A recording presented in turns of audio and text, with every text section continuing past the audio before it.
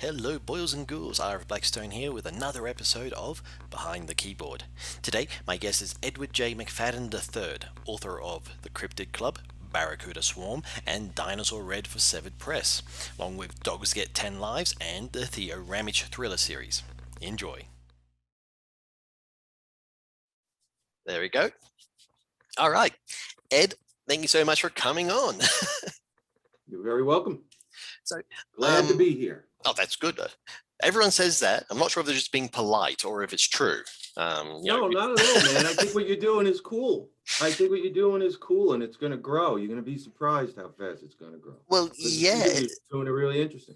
Oh, thank you so much. Yeah, it's actually really surprised me how many authors who I kind of admire, because I'm still relatively new to all this. You know, all the ones I admire and kind of look up to. They're like, yeah, I'm happy to come on, and it's like, oh shit. You know? Hey man, you know, most of us we toil by ourselves. So when someone goes, hey, you want to talk about your book, you jump so fast off that you almost trip getting out from behind your desk, you know.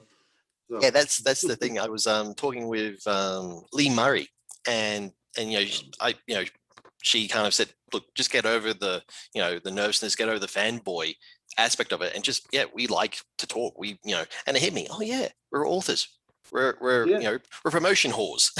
Yeah, it's like it's not my favorite part of the process. I'll be honest with you, but you know, if you don't get out there, and you know, if you don't toot your own horn, no one else is going to do it. So you got to get out there and explain to people why it's worth them giving up, you know, whatever 6 hours of their life or whatever it takes to read a book. And it's a big commitment. It's not a half-hour TV show. So, no, you're definitely right. And I mean, you just said it that this is not your favorite part of it. What is your favorite part of the whole thing? Yeah, like that has changed dramatically over the years as I've gone from being someone who thought he knew how to write and what he was doing to someone who now actually maybe does. I think the initial part, you know, that initial, you know, construction of the concept, the idea, that connecting 2 or 3 ideas together, the developing the overall story is fun. And then actually starting it is kind of hard. But then once you get past that, it eases up and you have fun. But it's like climbing a mountain. You know, you get to that peak and I hit it and I'm like, that's the ending. And from the second I have that revelation, it becomes work. And then, of course, revisions and rewrites are work, and working with publishers is work. So it's like I guess I'm like a mountain. I start off real happy. Oh, I'm on vacation. I'm climbing the mountain. And then at some point I get to that top and, you know, it becomes work. And then it's about sliding down and trying to catch some people as you go down, you know, to believe in what you've done, which is really hard because there's a lot of people trying to show people that they can write well. So it's very difficult, but hey, I like that part. That's fun. I think that's where my strength is. That's kind of where I think why I have a, you know, teeny bit of comfort saying I've grown as a writer, because I'm comfortable kind of saying that now that, you know, no, this isn't my baby. But if you want to call it a baby, fine, because sometimes having a baby stinks. It's really hard work and there's nothing fun about it. So go ahead, call it a baby if you want, but it's not all fun. A lot of it's work, but for me, the beginning, long way of saying the beginning. Okay. And I mean, I don't want to say you've been at this for ages, but you have. Well, you know, yes and no. I mean, real quick, my story is, you know, I was captured by Tolkien and Poe at 12. I wanted to write. I always felt like I should, but I was a teenager and I was a hockey player. There was things that were way more important, but it always kind of stuck in the back of my mind. And then when I was in college, I had a professor, I took creative writing, this will be easy. You know, I was a business major, this will be an easy yay. Guy called me to the front of the room and he said, you know, David Axelrod is his name. And he said, you know, business people aren't supposed to be able to do this. You know, you have something here, but I ignored him and I went on. But then I came back to it when I graduated college and I ran into a group of friends and I got sucked into publishing. I got sucked away from writing. I was a magazine editor for a decade. I edited a magazine called Pirate Writings, which at one point had a circulation of about 10,000 copies and was on Whoa. newsstands and in bookstores. And then that transformed into Fantastic Stories. So there was that decade there that, the writing got put on the back burner. So I didn't really go at this realistically until about 2005. And then I was clueless for about a decade, as most writers are. They think they got this down, and they don't have this down. I did not have it down, not even close did I have it down. I still don't, but I'm much closer to that now than I was then. So I think when it was my book Awake with Severed. I have to be honest. I mean, they bought that, they took that book in like 2013 or something like that, and it didn't do great. It didn't do great at all. It sold like 500 copies or something like that. It didn't do well. But they wrote me, Gary, you work with Gary over there. He wrote me and said, you have something here. Start sending me some proposals for books. And, over the course of the last few years, I've written a lot of books. Yeah. Some of them have done well, and some of them have done okay. And now I'm trying to branch out into a few different things. The Cryptid Club, I still don't have this down. The Cryptid Club is an example of me kind of stretching into something new, to cross between Agatha Christie and kind of Hunger Games type thing. And then there were none, and the Hunger Games, kind of a cool little cross. It starts off as a little mystery and then turns into a battle royale type situation. You can see dogs get 10 lives there too in the background. That was just something I did that myself, and I don't know. It's literary. It's kind of self-help literary. It's you follow a dog through its 10 lives. And of course, that's the pun. A dog is cooler than a cat. It has 10 lives, right? Totally agree. Totally agree with that. Yeah. Amazingly, no one has picked up on the pun. No one has made a single comment. But it's sold pretty well, and there's a bunch of reviews. No one has commented about the pun. I thought that was the funniest part of it. But it follows the dog's 10 lives, and you learn a lesson through each. Right. Okay. And I mean, probably the reason they haven't made comment about the pun is they don't want to upset the cat people. Yeah. Hey, and that's cool. I didn't either. There's a bunch of cool cats in the book. So, okay. It's funny, the cat dog thing, you jump right on it. I'm a dog person, right? I used to be the same way. I was like, I used to cats were like, and the truth is that, as I get older, I really appreciate cats more. Like every day I start to appreciate, because I think I'm becoming more like a cat. Okay. In my behaviors, and like kind of there's times where I want to be let alone, and I'm not subtle about it anymore. And that's what cats do. So you have to get over that. And then when you're young, you're like, what, a dog? They love me no matter what I do. My dog never swiped at me. What? Swipe at me? But cats, they're kind of different. But I appreciate them a lot more than I did when I was younger. So there's a bunch of cool cats in the okay. in well, see, but I have, just run through them quick, right? Yeah, go on. There's also Dinosaur Red out there that just came out. That's a crazy one, right? They find a preserved biosphere on Mars, and of course, there's dinosaurs. That's cool. And Drop Off has Drop Off. I can't say enough. Thank you to the world, whoever bought Drop Off, who's ever buying it. A lot of people have been buying it. It's been doing well, and that's it kind of segues into this thing of what do you want from this? I'm sure at some point that question is going to come up, and it just seemed like a good segue. And I didn't know at first, I was like, I don't know, but now I know. I want to be read. And I think, there's a bunch of sacrifices that you have to make to be read. There are people who write for writers, so that they can get Stoker Awards and these other things. I feel like I want to be read. I feel like I put a lot of work into these books, and I want people to read them. If they're not reading them, then then I don't get the point of it. I don't get any pleasure of spinning these things out and then having nobody read them. I get pleasure from seeing people read them, even when they hate them. You know, like the reviews I post online and stuff, they're always the 1 stars, you know, this stunk, man, blah, blah, blah, blah, blah. And it just gives me such a thrill to see that they were just pissed off, so pissed off about 1 point. That tells me I did my job. You know, they cared about the character. They didn't Yep. like how it ended. Throwback, another one of my big books. That's the biggest thing. Everyone loved, oh, great book, but I didn't like the ending. Well, you know, okay, I get that. And you're entitled to that. Yep. It's when they say it didn't have an ending that gets me aggravated, because it does have an ending. You just failed to see it, or I failed to deliver it in a way that you understood. It's ultimately on us, right? Yeah. So. Well, that's actually really an interesting question, because when, you know, depending on the point in a author's career, it does change. Like, you know, when I first started back in 2018, that seems so long ago now. Doesn't it? Yeah, It does.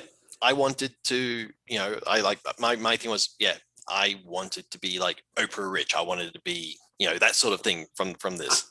You know, I was that arrogant. Yeah, that's pretty arrogant. Oh yeah, I'll let arrogant and really really stupid. Now my what I want from like this, it's a mixture of wanting to be read, but also I just want to be able to make enough money that I can just live relatively comfortably. Yeah, I didn't mean to downplay the money piece. I mean, absolutely. That's I know. another reason. No question. I mean, I work at a university. We can talk about that later. That pandemic experience if you want. But I have a you know an end date, Yeah. an expiration date in mind there. And one of my jobs for the rest of my life, I hope, is exactly what you're saying. You know, Yeah. to be able to crank out some books and have a straight, you know, and I'll have a backlist. You know, we create intellectual property, right? A lot of times we forget that, you know, and these books, Cryptid Club and all these books, if I'm lucky enough to live, will have second lives. You know, whatever the Yep. next Amazon is, whatever the next Kindle is, whatever, you know. So this is, you know, something that, you know, you kind of have to have a longer view. Oh yeah. Very few people have instant success in this business. And as you pointed out, I've been on the fringe of it for a long time, you know, pretty going on 30 years at this point. And and there is no real hard work, of course, is a way, but there's also a lot of luck and a lot of timing that comes into play. Oh yeah. Oh yeah. You know, You're and you can't get 100% discouraged. correct. Oh yeah. Yeah, you can't get discouraged.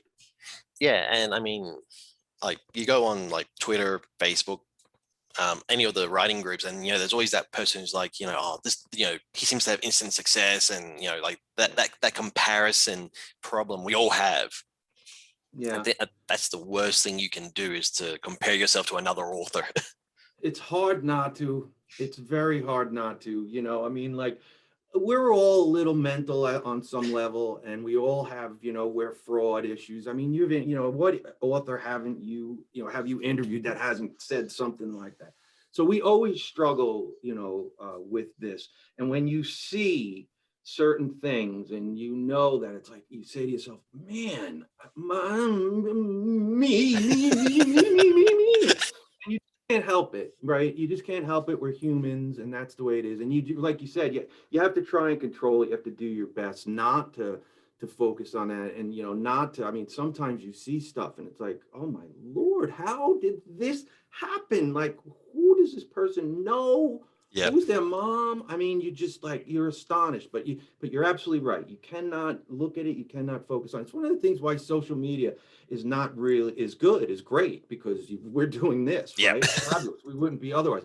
But you know, people have to remember that you're getting a varnished version of people's lives. You're getting a, you know, you're getting a snapshot. You know, not nobody, but most people don't take pictures of themselves when they're puking, when they're praying to the porcelain Yep. god, you know, something like that. You know, it's like you only see them, you know, tiptoeing through the tulips and having a good time. So you always have to keep that in mind, because people are making these comparisons. Oh, look at Joey, he's having a great time. Well, you don't know what Joey was doing before that moment, and you don't know what Joey was doing after that moment. And these are the annoying things that authors think about that make us kind of crazy and ruin our pleasure of entertainment and things like this. Like, you watch movies now, and it's like you can't just watch a movie anymore. It's like, you know, everything is like, but that wouldn't happen. But Yeah. you know, you're constantly rolling everything through this mental kind of filter that you develop. So you got to kind of, you got to learn to really try and shut that off. And it's hard. It's impossible, but you have to control it. You have to attempt it. Oh yeah, it is hard, and I mean, just what you said about watching movies, going that wouldn't happen. As long as it's entertaining me, I don't care how implausible. Yeah, That's I the gotta thing. get back there somehow. Like I used to love James Bond. I used to love these things. And now that I've made so many sandwiches of my own, it's like you just can't, it's hard for me to separate those two things. And I want to.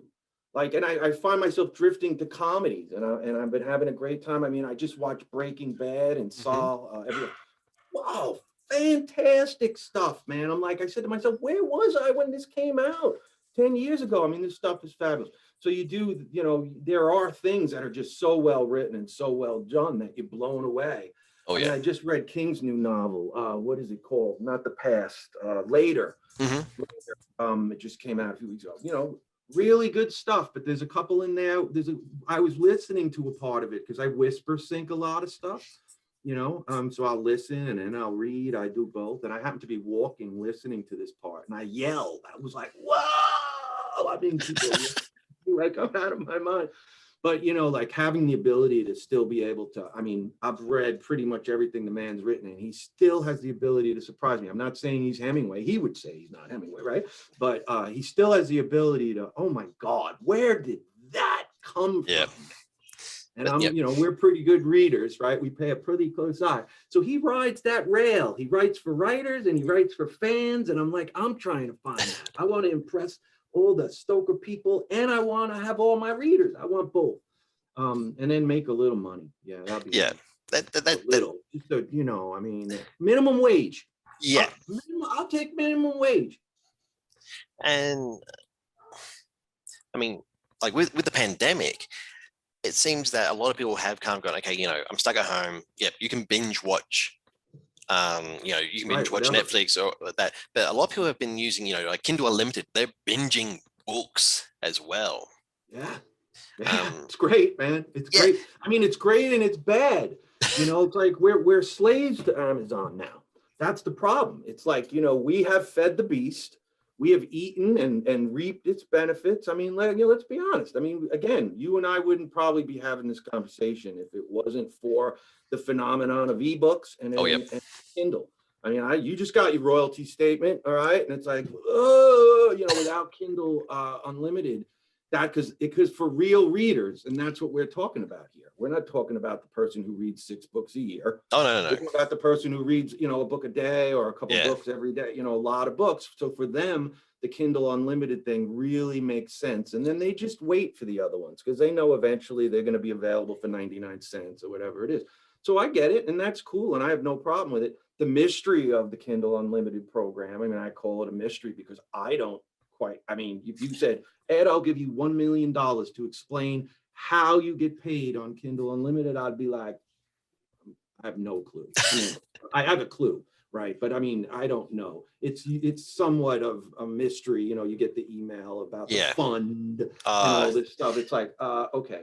So, but what alternative, do you have? Going it on your own is really hard and oh yeah, really expensive. And the beauty of having the publisher is that. I mean, you and I give each other momentum yeah, every time, one of or Greg Beck or Chesler or any of these guys, anytime any of us have books come out, we feed on each other. You just look out on Amazon and you see it. oh People yeah, buy my books because they buy yours. They buy your books because they buy Rick's. They buy yeah, Rick's because they buy, Eric Brown's or, whatever it is. And that's or Lee Murray had a very successful run with them too. So I think we feed off of each other, which is cool. oh yeah. And I mean, I'm lucky because my Severed put out my very first book, which to me that was like seal of approval. You're good enough, you know. And I've self-published stuff, and I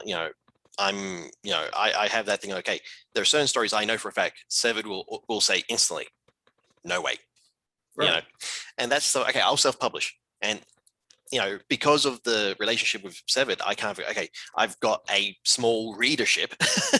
Yeah. Right. If they go for this stuff, fantastic. If they don't, someone will. That's the thing. Someone will always check it out. Yeah, I follow the Vinny Chase rule. I don't know if that word, Vinny Chase, he was the actor in Entourage in the fictional Oh yes, television show yes. Entourage. And Ari Gold, his agent, used to say, one for them, one for you, Yep. one for them, one for you. So it's like now I'm kind of doing three for them, one for me. But there's the one is there. The one Yep. is there. And I think that's, and what those ones are can sometimes be cryptid clubs, Uh-huh. right? Yep. So So that's kind of I try and do that. I forget who said it, or Bradbury or somebody said, science fiction is just a story told in a strange place. And and it's very true. I mean, all these things are basic adventure love stories. I mean, the plots are somewhat limited, as you know. And then it's what do you do with it? And that's why people, yep. how do you come up with dinosaur adventure stories? I'm like, those are easy. I mean, like, what are you kidding? I'm like, I can lay any story I want to tell over this, Yep. no problem at all.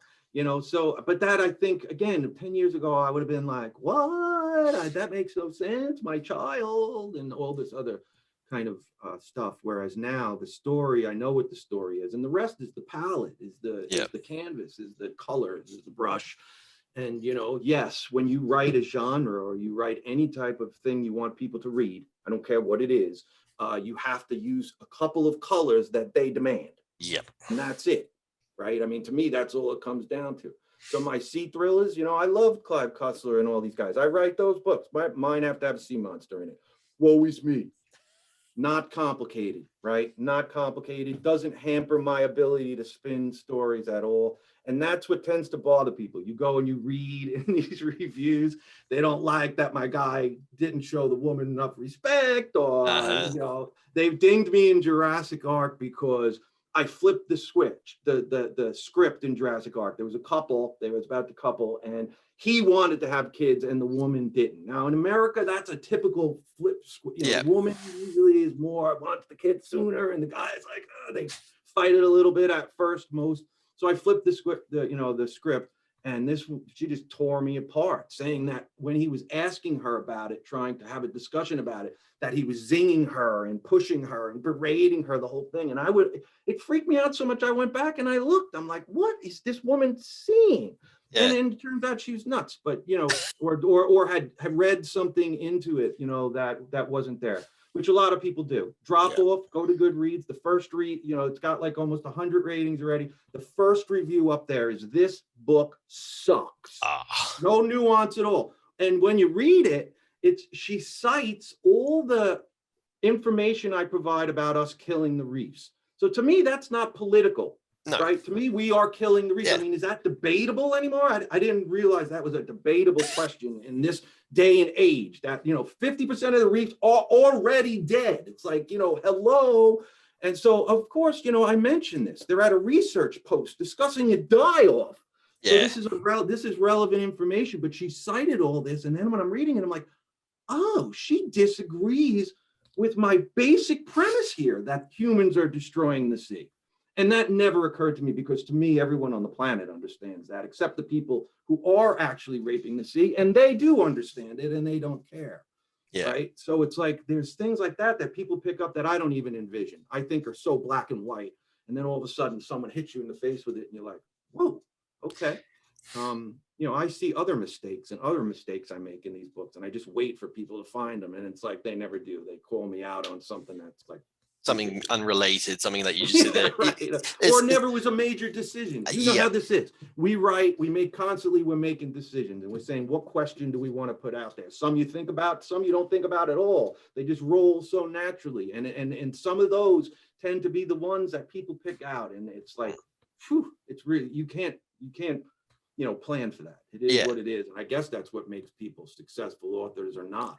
That little piece that can't be defined. When King says, kill your darlings. Yeah. I know what that means now. I know very well what that means now. A lot of people don't know what that means. It's confusing. What does that mean? What does he mean by that? Well, that means you got to write for 5 or 10 years, and you got to write 1,000,000 words, and then you'll know. Oh yeah. Oh yeah. I mean, You know? it's very similar to that principle, to that idea of, your first draft is just for yourself. Yeah. Yeah. Yeah. And, mine tend to be cleaner than they used to be, because I don't like leaving work for myself. But that true first draft, I think, yeah, that's another thing that you learn. A lot of this stuff you put down, you think, oh my God, that's great. The ending of Awake, Hmm. that's what killed me. He left the dog alone. All right, because he was turning into a monster, and he knew that if he was with the dog, he would hurt the dog. Yep. So he locks the dog up behind a fence. Okay, and the first reader said, man, people don't like that you're killing dogs. So I went back, because that's how that was interpreted. I went back and I said, put a paragraph about how Yeah. the dog would dig under the fence and he would find food. Made it very clear the dog was gonna be fine. Put in more stuff about why he did it, that he didn't want to hurt the dog, had been so good to him, had helped him, and there was no way he was gonna hurt this dog. And there's this big scene where he locks the gate and the dog licks him through the Yeah. chain fence. I'm like, I am jerking these people's, heartstrings here. They hated it. Totally took it as I had hurt the dog. And it was like, oh my God, this whole thing was about the dog, about saving the dog. And it's like, you sit and you say, is that me? Is that a failure of me? Or is that the reader? And there's no answer. And so it's like there's certain rules you follow. And from that point forward, it's like, you don't kill a dog. So I write a book called Dog Gets 10 Lives, and I Yeah. killed him 9 times. I killed 9 times, man. 9 times. So is that like your? Everybody's like, yeah, but you never kill a dog. And I didn't. Okay. So you got to read the whole thing. All right. You got to get to the Oh end. yeah. If you quit in the middle, then yeah, maybe, then that's on you. And that kills me too. I skimmed through the ending, and well, then don't write a review. Yeah. Just say you couldn't finish it. It was horrible and I couldn't finish it. Don't draw conclusions based on stuff you don't read. I mean, that's a problem on social media, and people making comments on stuff they haven't read and they haven't seen and they don't know the facts on, and they're and it's like, really? Oh, I didn't know that. I didn't know the sky was indigo. Okay. Yeah. No, it's. You, Sorry no, it's for okay. the No, it's okay. I mean, the whole point of this is for you to talk as much as you want, and it's fine. I mean that the true unwritten rules, of anything is, entertainment is you don't kill dogs, you don't kill babies. babies, right? I've never done that. Oh, I've Actually, done. that's not true. I have. Uh-huh. I have. I have killed a baby, Splinter in Shadows of the Abyss, but it was a total accident. He was a military thing. It haunted him his whole life. That was Okay, what so haunted. okay, He that's shot okay. a woman and it went through her, and she was holding a baby, and the woman But, turned around, and it haunted him his whole life. But well, I still killed the baby. okay, but see, but okay, in that case, killing the baby is, for the story, because the guy is completely haunted by it. Messed him up his whole life. See, when I did it in an extreme horror story where the first scene in the short story, it is a guy in great detail sacrificing a baby to a dark god. Yeah, different. No one pulled me up on it. Nobody said a word about it. Wow, that's surprising. Oh, but here's the funny thing. I took these extreme horror stories. I put them into a single volume, and in one of the stories, there's a dog. Only in the 10,000 word short story. He's in only in it for a short period of time. I kill the dog, and everyone goes after me for that. Yeah, it's that, and it's that thing of, like we were talking about. We love our dogs. What can I say? Yeah, People and their pets. I mean, in the United States, I forget the statistic. I want to say $2 billion business right now, but that sounds really low. It's an incredibly big business here in the States. I mean, what people spend on pets, it's actually a little disgusting, to be honest with you. Given the amount of money, the amount of money that is spent. I love dogs just as much as the next person. Okay, that's it. People starving. You know what I'm saying? It's like, we spend a lot of money on animals. You want to see that sort of disgusting thing. You come to Mexico, and I live in Mexico City, and okay, we've got the homeless people, we've got all that sort of stuff, but then you'll go to certain areas and it's just nothing but homeless dogs and homeless cats, and I mean, this might make me an asshole in some eyes, but I see the homeless people and I'm like, yeah, that's bad. I see these homeless dogs, and you can tell they're homeless dogs because they're basically skeletons, and that's when I just go, oh, come on. Yeah, because you think rightly so. I understand exactly what you're saying, because I have the similar feeling.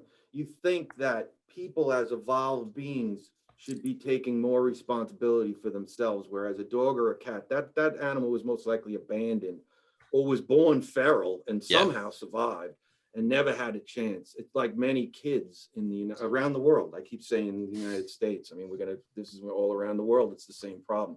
Yep.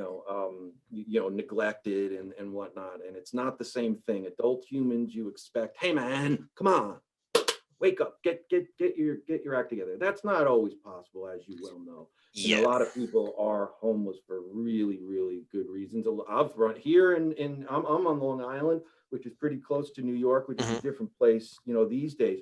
But there's a lot of people who prefer to be homeless. And I know that sounds insane. We were just talking about Splinter, the guy who accidentally shot the baby. He was home. He was, he's a reacher type. He has no home. Okay. And that's what he wants. Yeah. And, the book kind of opens with a cop asks him, what's your address? He's like, I don't have an address. Why? Like in the United States, if you don't have an address, you might as well be, the next step is criminal. Oh yeah. I mean, actually, they're kind of like equal in the United States. That's how you looked at. So it's really like, oh, you don't have a home base? Oh my God, you must be a monster.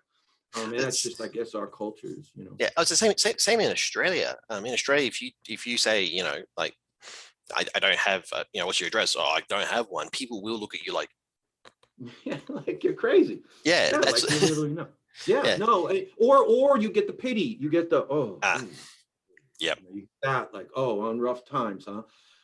Which actually makes sense. That I understand. The road from a home to homeless in the United States has gotten amazingly short. Scarily, is that a word? Short. Yeah. Not good.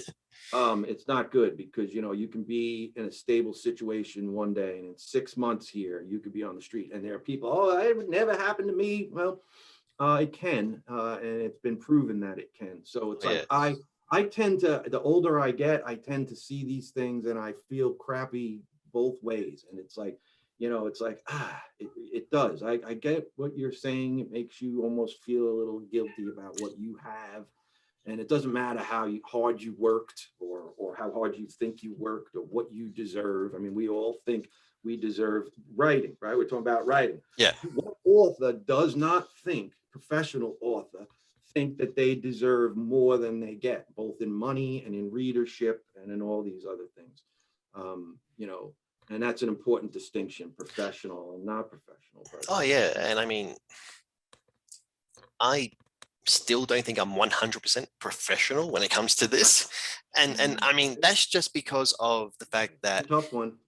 Well, when I looking at, say, yourself, any of the other, I'm going to say the big guys at Severed, and then just looking at some of the other independent authors that I know and I read and all that, I kind of sit there and go, okay, yeah, I'm putting out books, I'm putting, making all the connections, I'm interacting with the limited fan base I've got, if you could call it that. For me, it's one of those things that I don't think I'm professional because I'm not treating it professionally. I'm migrating that mindset. I'm actually, I have things set in place and doing things. So I'm pretty sure this time next year, I'm pretty sure I'll be, yes, I am a professional, Hey, it's a tough thing to say. And there are people out there who say you should never say it about yourself. Why that is said about writing and no other profession on the planet, I'm not really sure. But I'm kind of with you. I always say aspiring writer. I still say that. I think I've gotten my writing to a professional level. Does that make you a professional? Man, I don't know. I'm kind of like where you are. I'm like, and then I start thinking about it and I say to myself, why am I wasting brain cells on this? Does this even matter? And the truth is, it only matters when people like us are talking. Because, it gives us a frame of reference to discuss some of these topics. It's like there are people, oh, I'm a published author. Well, no, you're a self-published author. I mean, I'm comfortable making that distinction. Yep. There are not, dealing with Severed and doing it yourself are not the same. Okay? Oh, yeah. Not the same. All right. So it's like, or any company. I mean, I just like you, I'm trying to branch out. I have a couple things happening. I'm trying to, expand my horizon with a few other companies, like I said, I want my readers, and Yeah. I also kind of want, to be at least looked at as somebody who is competent. Um, and to do that, you kind of have to try and straddle that fence of writing for writers and for fans, which is kind of hard, because I try not to write specifically for anyone or anything. So it's like I kind of feel sometimes it's like if I have to do this, and this to get on, the Nebula ballot or whatever it is, you say to yourself, well, it's easy to say, well, I'm not going to do it because what are the odds you're going to get there Yeah. anyway, right? So this is all could be interpreted as sour grapes, right? But you do need to consider these things when you're making decisions about what project you're going to do. Oh, Right? yeah. You sit, you have projects in front of you, know A and B. There's no way this crowd, the writer crowd, is going to be interested in that. All right. So forget about, a Stoker, forget about even being in the potential conversation. But over here, you're going to have 5,000 people who are going to buy the book. Yeah. So, And so to me, I look at it and I'm like, I want the readers, but I want to bring these things together. And I think that means you deal, as you said earlier, you start expanding your horizons, maybe do business with a couple of other companies, try and break yeah. in some of these other presses who are maybe more selective in what they choose because they publish less. Yeah. There's a couple of great houses out there. I'm like, I don't want to say them because they're going to get inundated with manuscripts, which will kill my chances. But Silver Shamrock is Hmm. doing some great work. Crystal Lake, Yeah. is that right? Yeah, Crystal Lake. Maynard, Dave Joe. Maynard. They're doing some really really Oh, cool yeah. work. But as a cost of that work, they only publish 20 books a year or whatever. They don't, Severed publishes, whatever, 40 or 50 a year. So Well, they don't do, yeah. I mean, like it can be, one a week, sometimes more. So yeah. yeah, so maybe more than that, depending on the year, on what's happening. So that's a lot more material that they're doing. I mean, of course, it's coming from maybe the same number of authors that, Yeah. I don't know. But they're they can be a little more picky and choosy about what they take. So again, that has to fall in that decision making process when you kind of line up those books. I'm like stocked, I think, out like for the next 3 or 4 novels. I'm kind of locked in. So for the next year, I have no decisions to make, which is kind of frustrating, but also kind of cool. I mean, if you'd asked me 5 years ago about that, I'd be like, wait, what? You say that again? You have 4 novels lined up, 3 of which are already sold? Yeah. And I'm like, well, then that's pretty cool. Yeah. But that comes with a price. And that's where the professional piece comes in, sitting down and doing the work, even when you don't want to sit down and do the work, even when again, I hate to use King, but on writing is such a great. Yeah. I have it here someplace. Is it right at hand? Yes, it is. There it is. Right? Okay, and it's one of those things where what do you want to do? Do you want to really perfect one little thing, or do you want to kind of write another book and not worry about what you did? But see, that's the thing for me. I mean, I've never had that. I know other authors who are like that one little thing that I need to fix it and they take forever. For me, it's a case of I just want to keep writing. I want to get to the next book. I want to keep That's putting, great. That's awesome. And I mean, I wish one day to be able to say, yeah, I got 4 books I've got to write this year and they're all been sold. That's it, Yeah, and that's cool, right? I mean, that's pretty cool. And, and then on top of that, but then you start getting greedy, man. We're greedy. So now I want that, but I also want them all to do well. So like when I started with Severed, it was like, I'm looking and I'm like, that was one of the things that really, made me interested in that company was their hit rate is high. Yeah. Like 1 in 4 of those things they put out do really, really well, 5,000 plus copies over their lives. So it's like, whew, that's a pretty good hit ratio. And again, that factors into these decisions of those other companies I mentioned, they're not going to sell as well. I know that. Yeah. I know that I mean, let's be honest. I mean, Amazon rankings don't lie. Yeah. And one of the things that always kills me is, and I always forget the reference, but it's so relevant to all this. I think it was Publishers Weekly, and there was an article about the reduction of editorial staff in the top 5, whoever they are these days, Simon and Schuster, Random House, that the biggie. Yeah. And the editorial staffs had been reduced dramatically by like more than half. Jeez. And what they were looking at is the number of typos in their books. And an average book had something like 65 typos in it, from the big five. And they found that once the editorial staff went down, that number jumped, it doubled. It went to like 100. But the interesting part in the finding, the last paragraph was no one cared. No one cared. None of the readers cared. It didn't hurt the findings were it didn't hurt book sales. None of the readers cared. Nobody cared. Nobody. Right. So you sit back and you say, all right, are you going to proof this thing? And you're going to get out every wrong reference of past? Are you going to literally like go crazy trying to get every little thing out of this? Or are you going to write another book? And the answer is very simple. You write another book. Yeah. And you say, all right, the writer side of the world is going to ding me because you know what? I said taught instead of taught, or something like that. And it's like, oh, this guy doesn't know how to spell taught. And it's like, oh my God. No, man, I wrote 400,000 words published words last. Yeah. Yeah, I'm going to miss taught. Once in a while I miss stuff. I'm not perfect. And the editors miss stuff and everybody misses stuff. And you just can't worry about it. I think that's another big hurdle I had to get over. I had this, Mark Cuban calls it paralysis by analysis. It's like, you're looking at so many things and factoring in so many things that you do nothing.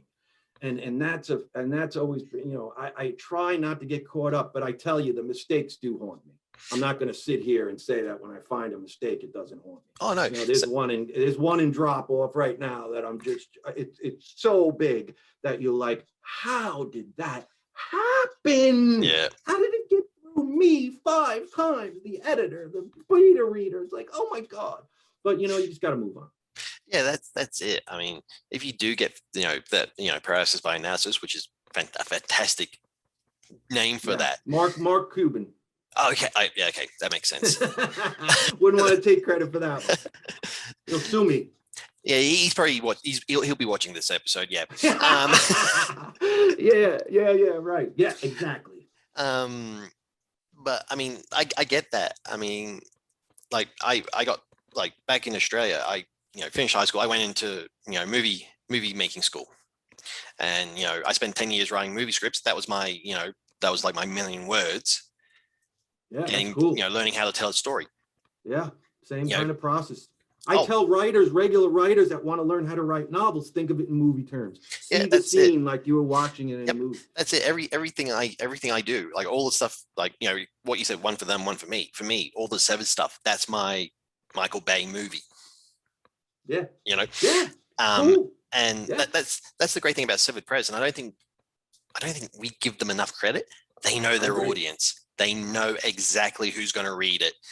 And it pisses me off, excuse my French, it aggravates me, man, because they know, you have Gary, the head guy who you deal with, and he has all these wonderful employees that are always so helpful and nice. Yep. But he will keep you on brand, man, and he doesn't care if he hurts your feelings. He does not care, which is great. And I agree with you 1000%. I see people complain about these guys, and they're like, oh, I don't know, because they don't do this, and they're not flowery, and they don't communicate with you every 5 minutes. And all this stuff, it's like you have no clue. So if you're working for them right now and you're having thoughts, wipe them from your head. Yeah. And whatever little aggravation you think you're dealing with, wipe it away. Forget about it. Unless you're Matt James or one of these guys that's selling on the side, got his own thing going, I suggest you put your head down and you say, thank you, sir. May I have another?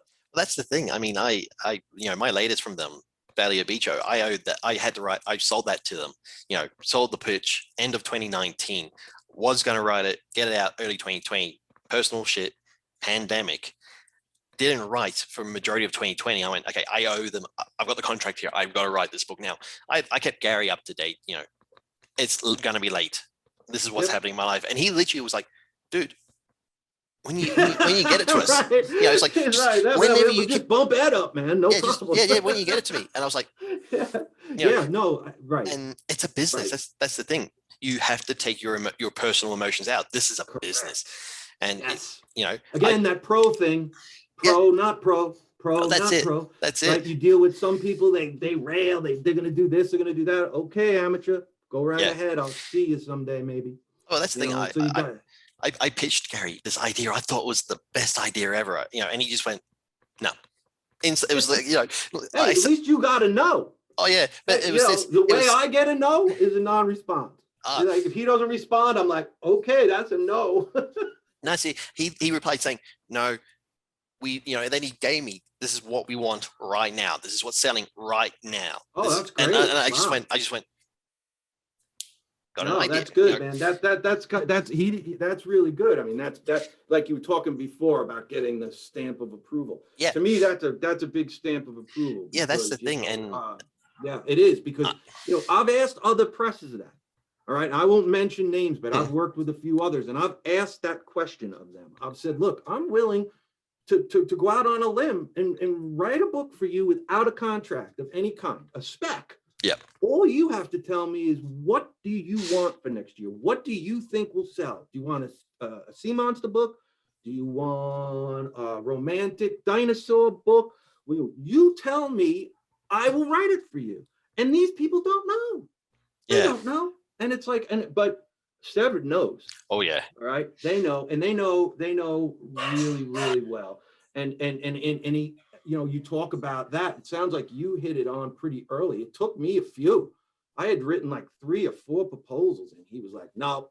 And I thought I had knocked it out of the park. And then with the breach, I was like, all right, I got to take this back to basics. I'm getting, I got to take this thing back to basics. And I was out on my brother-in-law's boat, and we were literally going by the breach. The breach exists. It's a hole in the barrier island here caused by a hurricane. And I'm driving by it, and he said, oh, look at all the seaweed getting dragged in here. And I was like, the breach. Came home, wrote the proposal, had a contract in like 2 days, wrote the book in 45 days. And the thing has sold. It was a bestseller for a little while there, thanks to BookBub. And it's probably sold 5, 6, 7,000 copies in e-form since, that's I got good. 0 complaints. Yeah, right. I got 0 complaints. I mean, I literally, I pulled this thing out, but I really didn't, right? Because, it's what I was saying before. The only thing that makes it a Severed book is the fact that there's that sea scorpion in it, that's monster in it. At the base of it, it's a mystery. It's a crime thriller. It's Bosch. It's good. It's good. I read it. I read it. It's good. Oh, thank you. And it's like, but it's like, of course, the monster is King Kong, is Godzilla, right? It's infallible because that's what it's about. That's the story. I can't kill the thing in the first paragraph. So that's always a criticism with these creature feature things. But the rest of it is just a crime novel, right? It's the only time I've ever written anything. That's my backyard. Mm-hmm. So many of those places in that book actually exist. And the names are only changed slightly. So like Wood Point, which is the main, where the station is Timber Point. Okay. So I changed, whenever I do any of these things, like even in Quicksands, everything is real till I get to the final town, and then that's kind of fictional, or the final place, which is kind of fictional. But on Long Island, I didn't do that. I just changed actual destinations. So if like you're from Long Island, you'll recognize the road, and you'll get down there and you'll be like, oh, this isn't Bryant Park, it's Bryan Park. Stuff like that. That was the only time I've ever done that, and it was actually fun. And the reason I did it was because I wanted to get to work right away, and it required no research. And it was because I had I actually had the reality of the beach here, where I got the inspiration. I was like, fine. I ran with it, because typically I wouldn't do that. I try not to do that. But it worked. That's the thing. It worked. Cool. Thank you. No, that's very nice of you to say. It's you never know with these things, man. And it's like, to me, and this was another revelation. So someone said to me, one of my beta readers, I'm always uncomfortable with my action scenes, right? These books have a lot of action in them, and I'm always comfortable with them. And I think that's because I don't like reading them as a reader, right? I'm not, right? It's like, I'm reading a Cussler novel or whatever, or a Reacher novel. And I think that, a 3-page fight is too much. sorry, Lee Child. I mean, that's just my personal opinion. 3 or 4 page fight is a little too much, but people love this, right? That's why that's why it's there. So there's that kind of constant struggle of, how much of yourself is there. And I think that ultimately that I like those crime novels. I mean, I love Reacher and that stuff. Don't get me wrong. A lot of this stuff comes from that, but who's kidding, right? These male protagonists. I mean, although I don't know. I mean, some people, I have a friend who, male friend who only writes from a female POV. Oh, okay. That blew me away. Yeah. I'm very uncomfortable. I mean, we haven't talked about any of that stuff, but I mean, I'm big into diversity in my novels, but I never take a POV from a minority character. I rarely do it from a woman's perspective. And when I do, I try and be very, very careful, just because, I feel like, I don't know if I have the chops or the experience to kind of discuss what being a Black person in the United States is, or a woman or something. So what I try and reflect it through the eyes of the male protagonist, who often keeps the responsibility on himself to see these things, because I think that's where we are in life. Oh yeah. We have to make an effort now to see some of these things. It's not like back in the day where, oh, if you didn't see it, it didn't happen. No, I think we've moved by that. Oh yeah, we definitely have. And I mean, I'm the same as you. I will never write a minority protagonist because I'm not one. man, it's just like, and even as I say this, I've done it. Hawk in Throwback is Black or is African American, but he's an astronaut. So I was able to, there's boom, the astronauts are it's a very fine hole. It's very easy to hit. It's a military person. So there's all kinds of assumptions that could be made. Yep. So there was no real ethnic aspect. Yeah. And that's the thing to it. So, that's actually the way to do it. You don't make their race, sexuality, gender, you don't make that the character. It's just because we haven't had that experience, as you said. Yeah. Like they can, I have no problem talking about, what some white dude will do. Yeah. Right. But I'm not, like you said, I'm just not comfortable because I haven't had the experience. And let's be honest, there's a lot of pitfalls. And at the end of the day, these things are entertainment. Yeah. I want people to read these books and laugh and cry, maybe learn a little something, have some fun, and move on with their lives. I'm not looking to belittle anybody or hurt anybody or have somebody go, oh my God, dude, like where are you from that you think this person would do this? I mean, look, again, King comes to mind because, it's in this book, Carrie, right? The story of Carrie, he threw it in the garbage, right? Yeah. Crumpled it up, threw it in the garbage, and his wife took it out, smoothed it out. And she said, well, yeah, you're right. This is ridiculous. And this is ridiculous. But if you fix this and this, then it would be good. But because she, as a woman, knew that you didn't do this with a tampon, you didn't do really specific things that, like, how would he know these things? He is a man.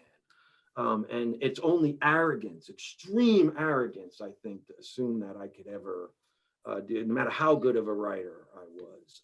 At least now in my life, I wouldn't be comfortable. Oh, yeah. The same reasons you pointed out. Yeah, and I mean, my first novel, my main character is a female. She's a woman. She's a spy. She's like James Bond. Okay, and the fact that she's a woman doesn't matter to me. She's a human. She's going to be Bond. Yeah, female James Bond, basically. In Cuba. Right, she's James Bond. Yeah. That's the character. Yeah. Right. She's a woman. She knows she has a body. She uses it as a weapon. And, she's got emotions, just like all of us. It doesn't matter if she's got ovaries or a cock, Right.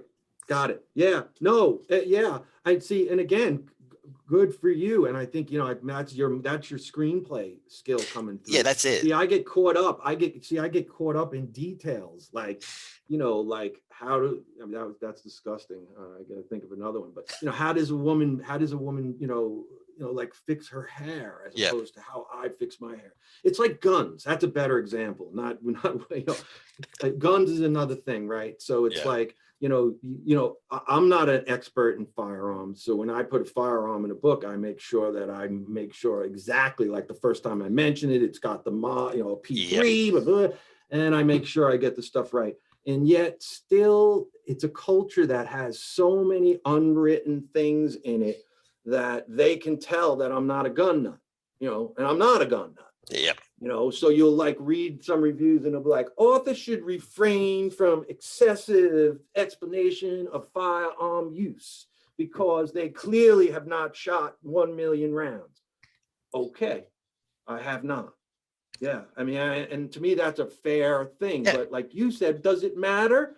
Okay, does the gun have a cock or balls? Does it really matter that much? I mean, if I'm counting bullets, and I don't know if you're a bullet counter, I'm a bullet counter. Throwback, a lot of my stuff, you know, that's part of the suspense. You know, you trap back in time, you can't go buy ammo. So whatever you got, and you know, don't ask me how I even got the guns there. That's a whole nother story. But I get them there. But you know, you can't go buy ammo, right? So it's like, okay, I got 33 bullets. Well, this becomes a plot point because now Yeah. every one of those bullets is in. Now people are counting. I did he go back? Oh, gee, he said he used it, right? So you got to keep track. But they get guns. People get crazy. So you know, there's these certain little things, you know, authenticity and weapons and you know, children, dogs. We've pretty much hit on, you know, we've just given Oh, a yeah. writing course here, quite Oh, yeah. frankly, you know, about what not to do. We haven't told them what to do, but we Oh, told a lot about what not to do. If they want to know what to do, then they've got to pay us. Yeah, right. And right. I Yeah, mean, that's it. that's the piece I didn't get, man. I mean, I'll be honest. I mean, you know, Tom Piccarelli was a good friend of mine. He was the best man at my wedding. God rest his soul. Oh, wow. Or someone rest his soul. He, you know, was a good friend of mine, and he used to drill that kind of stuff into me all the time. You know, and you know, it's tough not having. I don't know about you, but it's like, and what's so cool about doing this is that you know you're kindred spirits. Yeah. And I think writers need kindred spirits. They go nuts if they don't have somebody to let all this stuff out to, you know. So it's like you look at these interviews and, you know, someday you'll analyze them and you'll go, wow, man, they all said the same thing pretty much. They said it in different ways. And Lee was way more eloquent than Ed was. And, you know, this guy was funnier and this and that. But we all say, you know, you get to a point where, you know, you all kind of say the same thing. Oh, yeah. And I mean, I've like, this is the thing, you know, I've been doing this since the beginning of the year, and every interview is different. And I learn something from every single interview, which I'm kind of like, yes, it's like a mini masterclass kind of thing. Yeah. And yeah, it's No, great. It's great. And when it's amazing for me too. There's been a few of those moments with editors. Like I had an editor once said, no, not said, he said. And he went through, she went through the manuscript and she changed it like 400 times. And that hit me in passive voice. Ding. Yep. You know, and I never have, you know, another tool I would say that helped, you know, since we're talking about help, we shouldn't be giving it away for free, you're right. But there's, I think it was Pro Writing Aid or one of these pieces of software. I don't remember which one. That's very good at pointing out certain things. Word repetition is one. Yep. I mean, guys, gals, gotta pay attention to word rep, man. Oh yeah. Well, some of it is horrible and stuff like that. It pointed that stuff out to the point where now I see it. Where until it was pointed out, you just don't see it everywhere. Or it wasn't. I've got Pro Writing Aid, and the big one I get every now and then is you've started a sentence. You started 3 sentences in a row with the exact same word. Oh my and that's God. And I go, oh. That is, I see, like, I don't use the software anymore because I see that now. And it's like, right. Ed, you have started the last 7 sentences with he. Yeah. This document has way too many pronouns. This, you know, all those things. And it's like, oh, it's kind of a little bit like having an editor at the early stages of your writing, which is cool. And you learn a lot from it. And there'll be a time when you don't need it anymore because you'll just be like, you'll get bored having to go through that layer of editing because it won't be there anymore. Because you'll knock it out. I'm looking forward to that day. Like, yeah, I guess kind of I am too. You know, it's like there's certain things that, you know, it's just, I still see it no matter how many times you go through a manuscript. And this is the other thing, you know, the release. And I think this is another thing people do have problems with that I've used to that I've gotten over. I get to a point, I call it done. And yes, I'm going to find mistakes in it down the road, but you got to just let this stuff go. At some point. And there are people that just tinker. There's probably great books sitting in drawers because people just are tinkering the hell out of these things.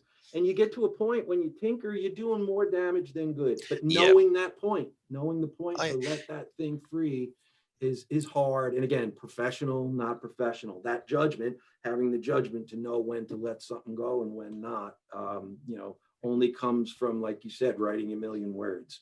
You got to do that. There's no way around that, in my opinion. And again, something you learn that 5, 6, 7 years ago, maybe I would have been like, what?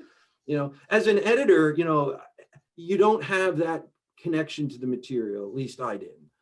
Pick he would lose his mind when there was a typo in the magazine or something like that. And I'd be like, dude, what are you worrying about?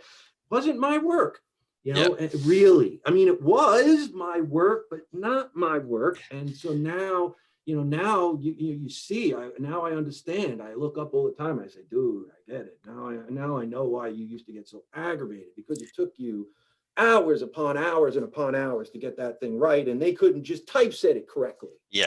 So it's very, so it can get very frustrating. But that stuff can kill you. I mean, it literally can kill your career. There's examples of people out there. There's people I know that don't write, that don't have writing careers anymore because they just can't. And artists, I know a few artists that were huge. And everything's cycles, and now everything's computer manipulated and all this other stuff. And some of these classic oil painter type guys, the demand for $5,000, $8,000 covers, paintings for covers is just, it's not there anymore. And that's sad, because some of those covers are just, you said it, they're works of art. They're amazing. And I mean, Bob Eggleton, for example, comes to mind. The work that he does is just amazing. And back in the day, in the 90s, you had to get in line. You wanted something from Bob. Bob was in demand, and he still is. I mean, I don't mean to say, he's still in demand, but it's different than it was back in the 90s. Companies don't spend, even the big five doesn't spend. Go look in the mystery genre. I mean, this is humorous crime. Go take a look in there. They buy, the big companies buy stock photos. This is a more intricate cover and a more professional cover than a lot of the stuff that comes out from the big guys. They spend no money on it.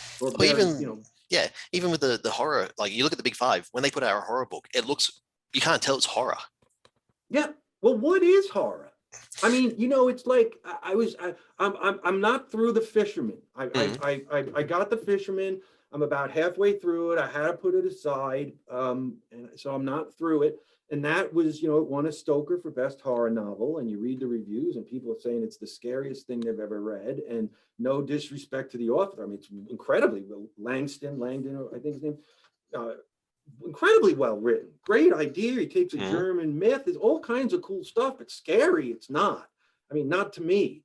So it's like, if the prerequisite is a horror story has to scare you, then I can't think of a horror story, because so I don't know. I don't even know like what that means. Like, to me, I think of it as a book that has horrific situations in it, but that doesn't necessarily fly, because again, that's through my filter, and what my filter says is, maybe crazy compared to others. Is Cryptid Club? I mean, I don't know. Let's run through them. Is this a horror novel? Well, it's listed on Amazon as a horror novel. Well, sea creatures kill people and they morph. So, all right, I'll take horror, right? And then, is this really horror? Well, it's got cryptids in it and monsters in it, and they do kill people. So I guess that's horror. So, I don't know, Dinosaur Red, dinosaurs kill people. Does that make it horror, or is it science fiction? I mean, it's science fiction adventure, to me, but it's horror. It's all put together. But I mean, what I was getting at with, like, look at some of these books that, the big five put out saying this is a horror novel. The cover looks more like it could be just for any genre. It is so bland. The one with the Terror. Did you read the Terror? That cover is just a windswept, like winter thing with a ship. It could be Moby Dick. That's the thing. It's like, well, I don't know what I'm getting. Whereas if I, looking at the cover for Cryptid Club, I know what I'm getting. Thank you. You know. Yeah, right. And it's like, yeah, and I think that's a piece of it, right? I mean, Yeah. you don't want to judge a book by its cover. And I think people do judge our books by our covers. I Yeah. think that does happen, and that's not cool. But I'd rather have somebody judge my book by my cover than not judge my book. Yeah. And honestly, the people who see the Cryptid Club, they're going to sit there and, there'll be one or two reactions, which is, oh, that looks like it's going to be, like, nah, that could be silly. And then there'll be the other guy who'll sit there and go, fuck yeah, I want to read that. Yeah. Well, the club is people. It's not monsters, but I which is a little confusing, but there's no way I was getting 9 people on the cover of the book. Try getting that by Gary. Good luck. So I said to him, well, let's just go with multiple creatures then. Let's take a look at the cryptids, and that's how we came up with that, because I agree with him on that. Same thing with the Dino books. I mean, my next one is called Hell Creek. It's in the can. I'm just kind of letting it sit, and it's it's about the dig comes alive. It's an old Indian spirit kind of brings the fossils to life type deal. Oh, nice. And I think it's the first one that I'm gonna ask. I'm gonna ask to not have a dinosaur on the cover, but a skull. One of the guys at one of our crew there does the archaeological stuff, and his dinosaurs are always skeletons and stuff like that. That looked really cool. So I'm thinking like a road sign, because Hell Creek is actually not a place. I made it up, but the Hell Creek Formation is actually a huge one of the biggest dinosaur graveyards in the world. But I turned it into a town. So I'm thinking road sign and maybe a skull. But that would be the first one that doesn't have, actual dinosaur on the front, if it even flies. That's the thing. I'd be really curious to know if Gary goes yes, or if he says you've got to have that dinosaur. Yeah. I have a feeling what I will see is he will love the road sign idea with the desert background, but instead of it being a skull, there'll be a real dinosaur coming at you or something. Well, I mean, the way whenever I, because I love how he says, what's your cover ideas? I always, and my pitches, I say, it's like these movies can't put together. So you could always say, look, you take the Jurassic Park logo that you've got on your shirt and the T-Rex head, that goes on the road sign. Yeah.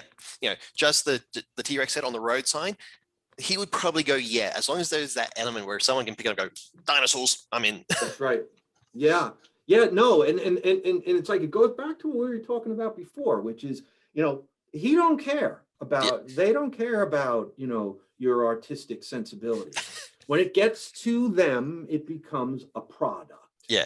And I really do appreciate that on some level, because, like we were saying earlier, without that, I wouldn't have, the readership, I'm even hesitant to call that. I wouldn't have sold as many books as I have the last 3 years, without that eye, that Sauron's eye, always like right here looking at me saying, no, Ed, you can't do that. It was early on too, like when you mix genres, right? Like, remember when you first ride in, it's like, oh, this thing's going to be a fantasy, science fiction, crime thriller, man. And you're going and you find out that, good luck selling that, right? Yeah. You must have a focus. It must be grounded someplace. You can spider into other genres, right? Like we all do. What novel haven't you written that doesn't have a form of romance in it or something? Like everything I do, I mean, men and women are together. There's going to be some type of something. I mean, wait. When you say romance, do you mean the typical man and woman? Because in Valley of Beacho, it's a squad of Australian Special Forces guys. They all love each other like they're brothers. Yeah. That's romance, right? Yeah, no, well, maybe. I'm trying to think. So I know that I've had a few gay characters, but again, not from my perspective. See, these guys aren't gay. They are like. No, that's what I'm saying. But that's why I was joking. Well, you said they love each other, and that's where it ends. And I said, well, maybe. Sorry, my mistake then. Well, that's the thing. Because thinking about the books I've written, I don't like the only one where I've written where it's like, okay, obviously there is that hard element of romance was my very first novel, and yeah, it is a lesbian relationship because the femme fatale, you know, Right. we learn about Right. the, you know, because I'm keeping with the whole the tropes of the James Yeah. Bond kind of things. You've got to have Yeah. your femme fatale. And honestly, when I first wrote that book, the main character was a man, and I went, "No, that's been done before. I'm not, you know, this is everyone will say it's a rip off of James Bond. Let's take away the cock and add some boobs, and Yeah. It's not as much. Right. no, You know, no, everything's a ripoff of James Bond, man. oh yeah, I mean, I got rejected once from an editor. It was one of the greatest rejections I ever got. I saved it. I have it. And he rejected it, and he said, you know, this isn't for us, you know. And his qualification or his excuse, whatever, is he says, well, and you write very much like Ian Fleming. Now I know he meant it as an insult, meaning that maybe it was a little dry yeah, and a little procedural and but a little this.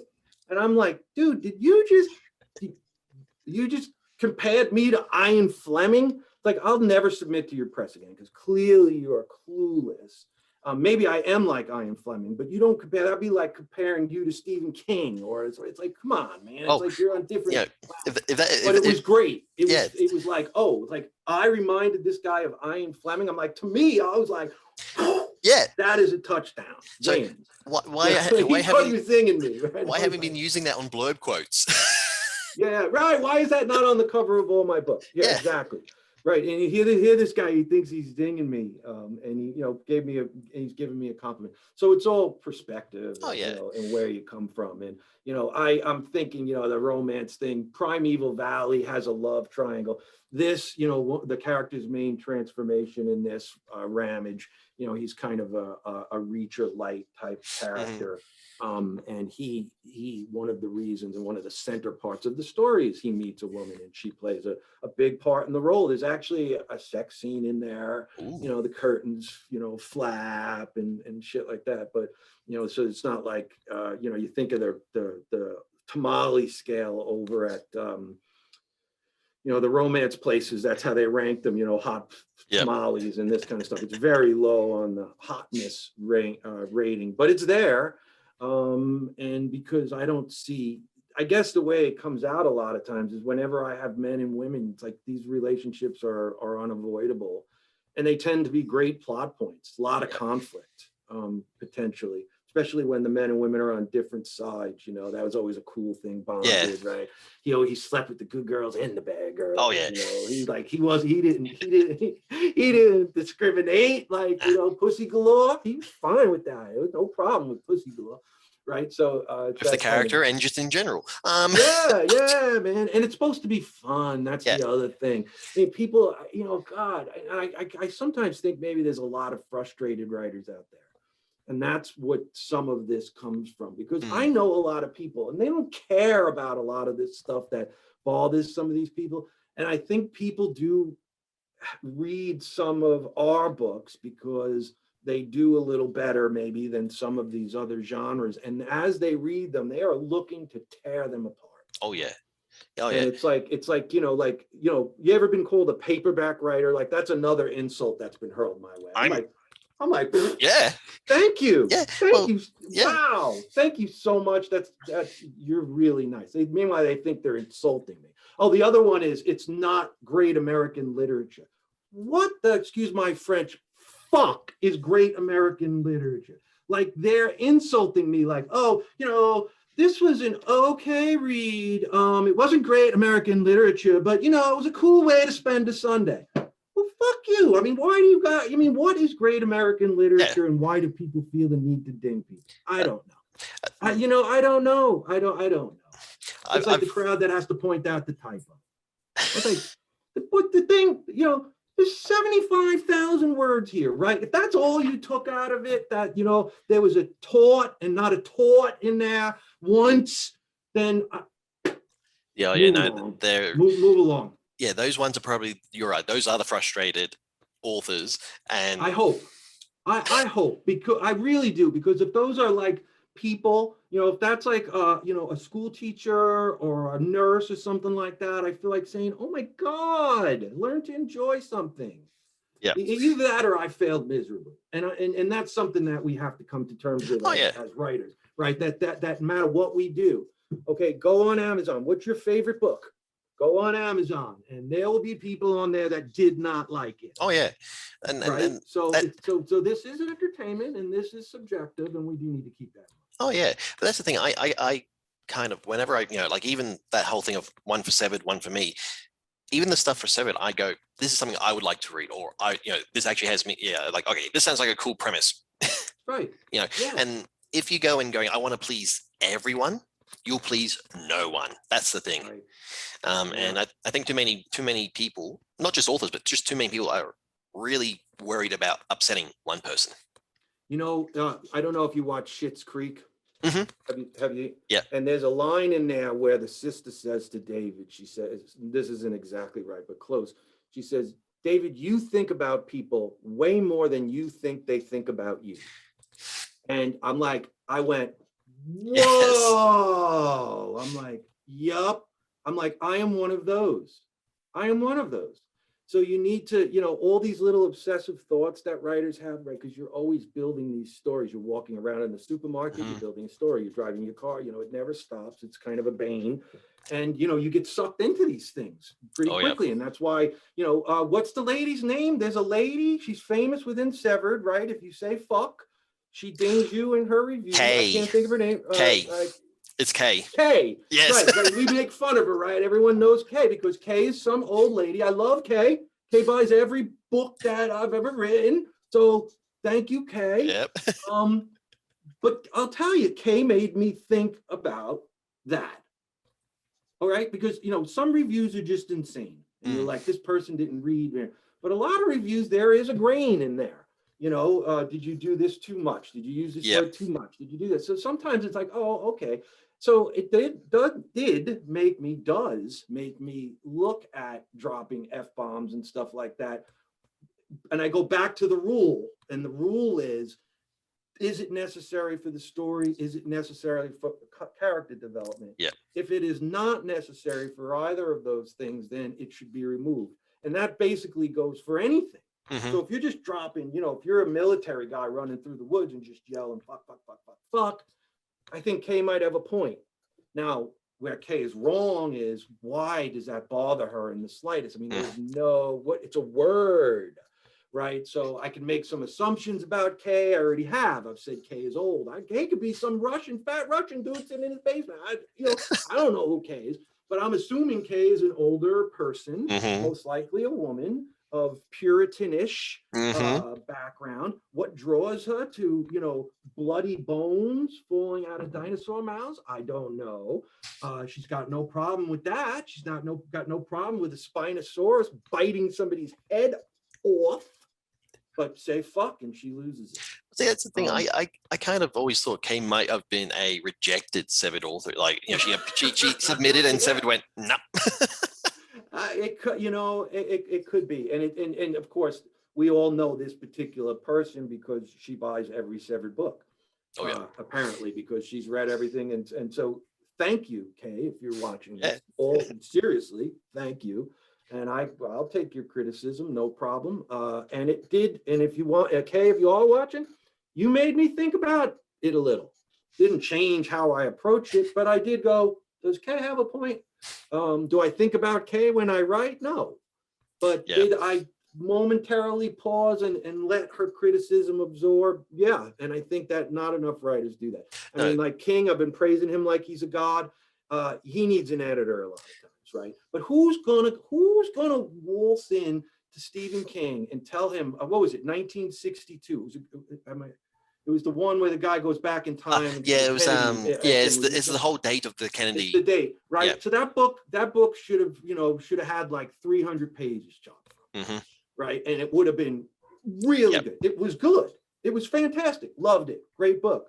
It would have been better had it been stripped down a little bit. There was a lot of stuff, but who's going to say to Stephen King, Steve, you need to take this back and you need to cut 20,000 words. And Stephen King will be like, no, I don't. Yeah, that's. By the way, I don't need you. You're fired. I'm not saying he would say that, but you approaching me and you is one thing. Approaching King or Bradbury's deceased, but approaching one of these icons of literature that aren't even in your stratosphere as an editor and telling them what to do.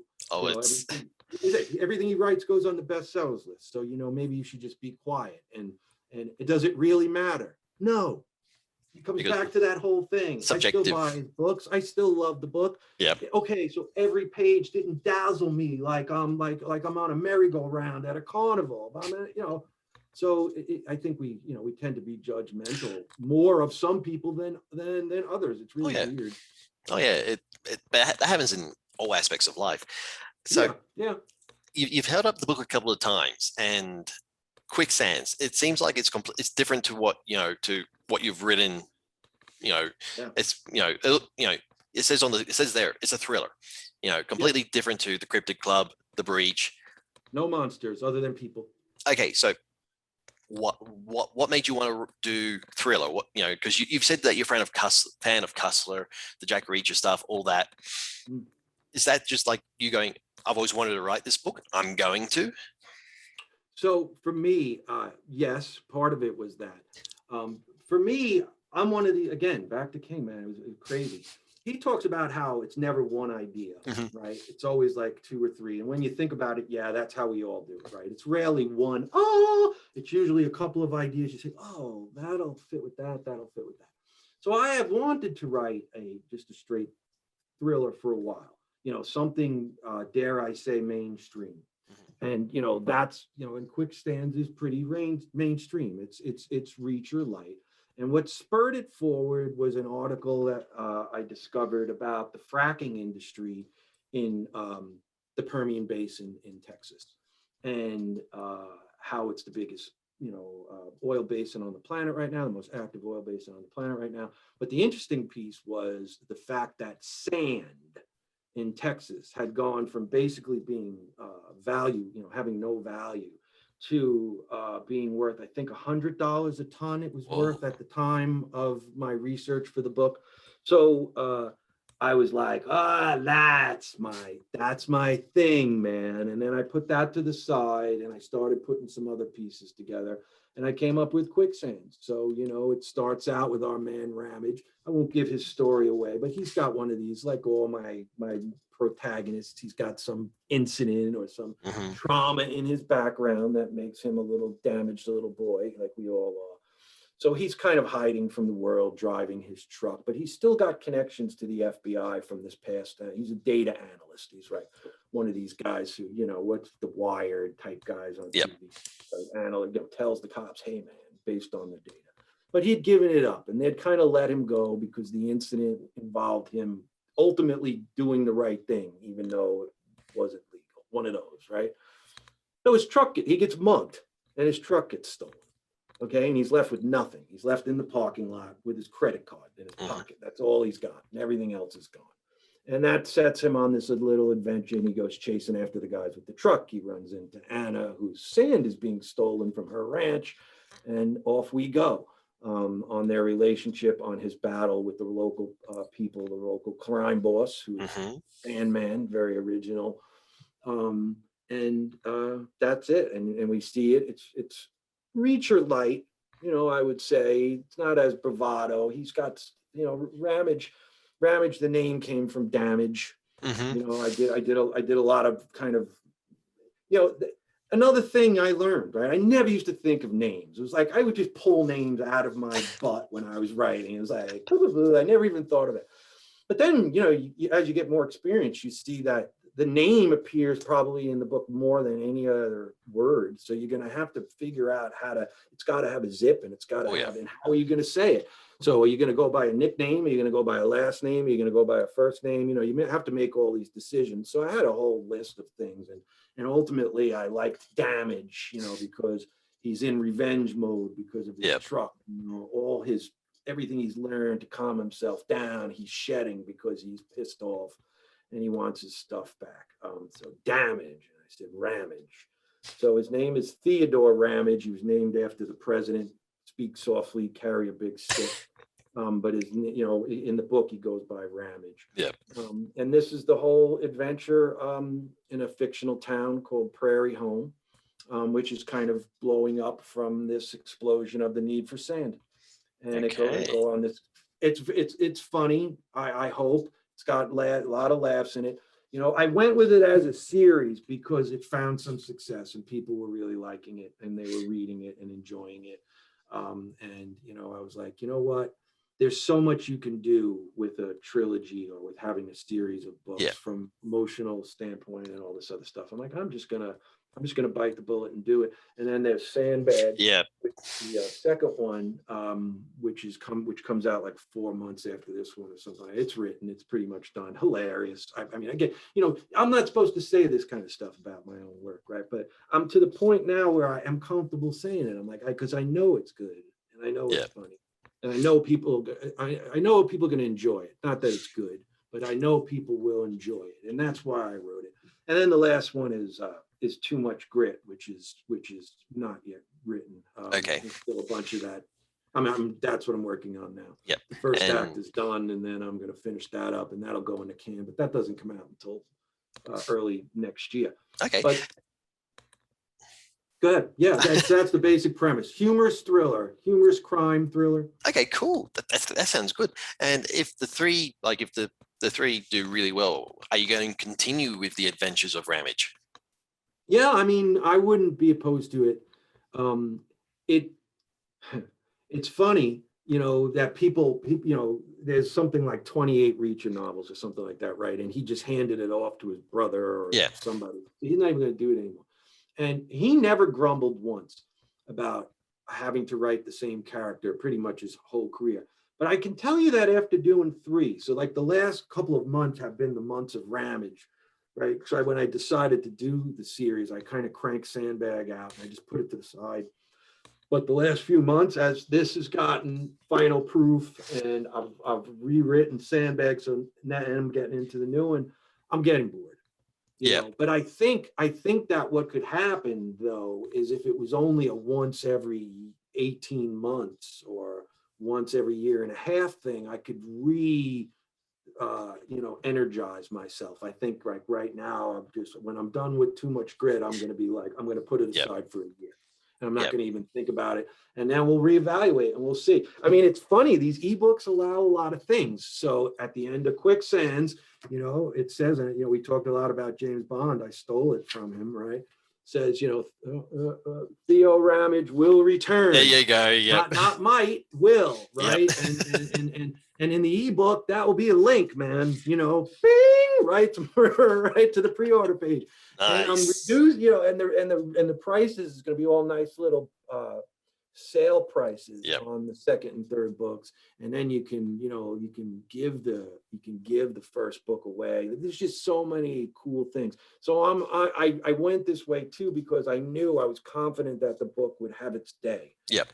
And that's a big piece with, you know, any of these things. It's like you sit back and you're like, I'm going to make this commitment, and making a commitment to 3 books is, you know, a lot. And you sit and you say, all right, I'm going to make this commitment.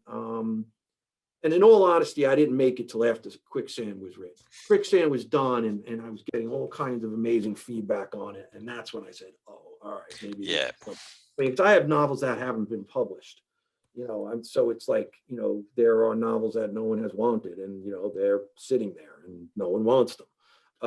And so this was a different situation. So I felt a little more comfortable, Yeah. you know, moving forward with it. But it's a big commitment, but I'm happy that, you know, it's that big thing, right? They always say, the collective they say, oh, you should do one thing really well and just kind of stick to it. And then, you know, that someone was asking in the writers group that we belong to, you know, about using pen names and all this Yeah. other stuff. And I'm like, yeah, I mean, I guess there's some logic to that, but, you know, I work too hard to put a fake name on my books. I mean, I don't know about you. Oh no, I have. I work too hard to do that. But, you know, and I also feel in a way that you should never put anything on paper that you're embarrassed about. Yeah.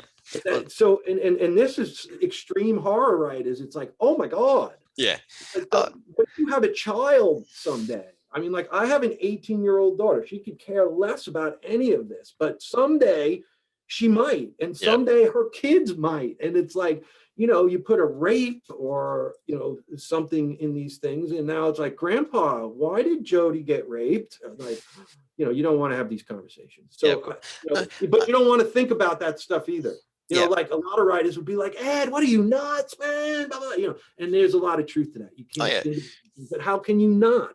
I mean, as a person, you know, it's an individual thing, but I'm not capable of not thinking about it. So when I put something on the page, I know this is going to be around. Yeah. It's going to be around for 10 years. Okay. And whatever I put here is here, and I'm not Yeah. going to be able to escape it.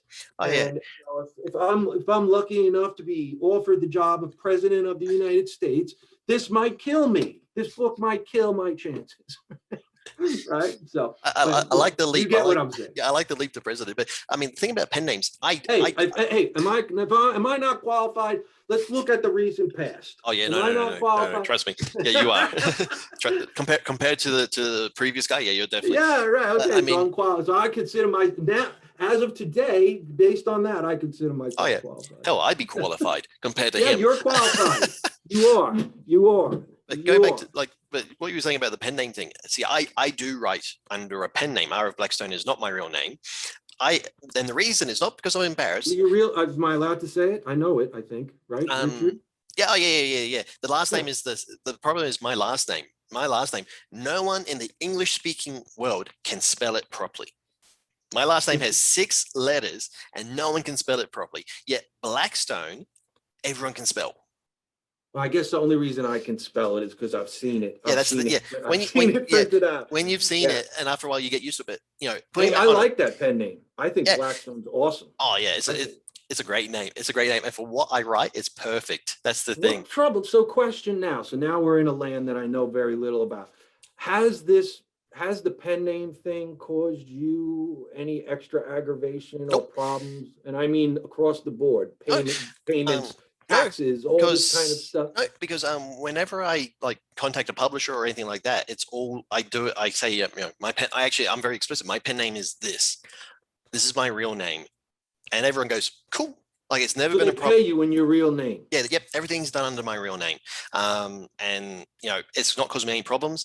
It's actually very liberating because my Twitter and my Instagram, and you know, I have a Facebook page where it's all for the author stuff. I don't have private Instagram. I don't have a private Twitter. I've got my private Facebook, but that's it. You know, it's great. And, you know,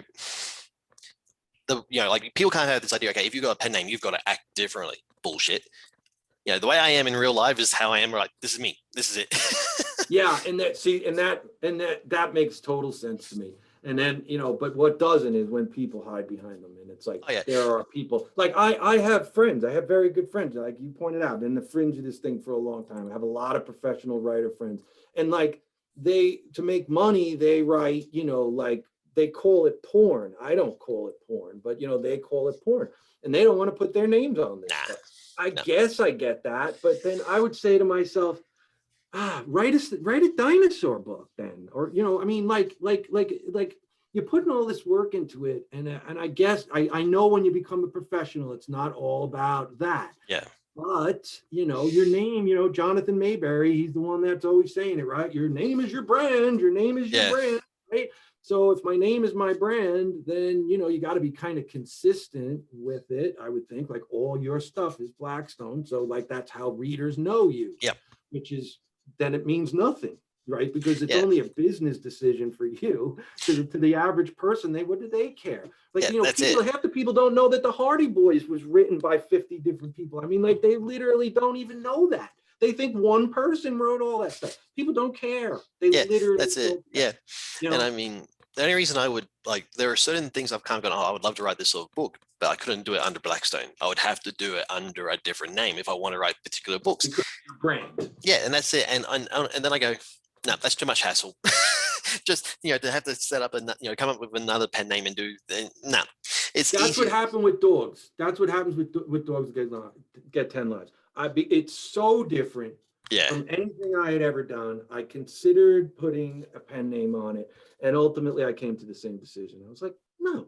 Yeah. I'm like, Stephen King, dude. And here's the harsh reality. All these books, right, this whole stack, they're not buying them because of me. They're not buying. Drop Off is not selling because of Ed.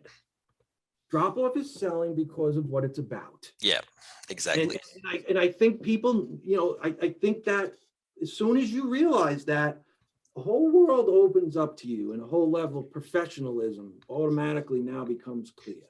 And so these people you see on Facebook, man, they literally think that because they get 50 or 100 likes on their post, and then you go to their Amazon page and it's like they didn't sell a copy. Yeah. Like not one. You look and it's like, oh, your ranking's 3 million. You haven't sold a copy in months. So 100 people went and liked your little speech, your little cover, and didn't buy a single copy. One single person bought a copy. So it's like, it's what we were saying before about people's unvarnished lives. There's a lot of bullshit on social media, and a lot of people, so but it is also, it's that toot your horn, when to toot your horn, when not to toot your horn. It's like, I don't know. And it's like, but the moral of the story is none of it matters. No one cares. I mean, no one sells any books on Facebook, or very few. Even a guy like Pick used to tell me, he'd be like, yeah, they see I sell one or two when I do a business.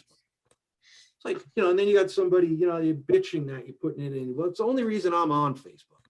I mean, that's why I joined, because Eric Beebe at Severed Press, when he bought my first novel in 2012, Black Death of Babylon, in the contract, there was a whole section.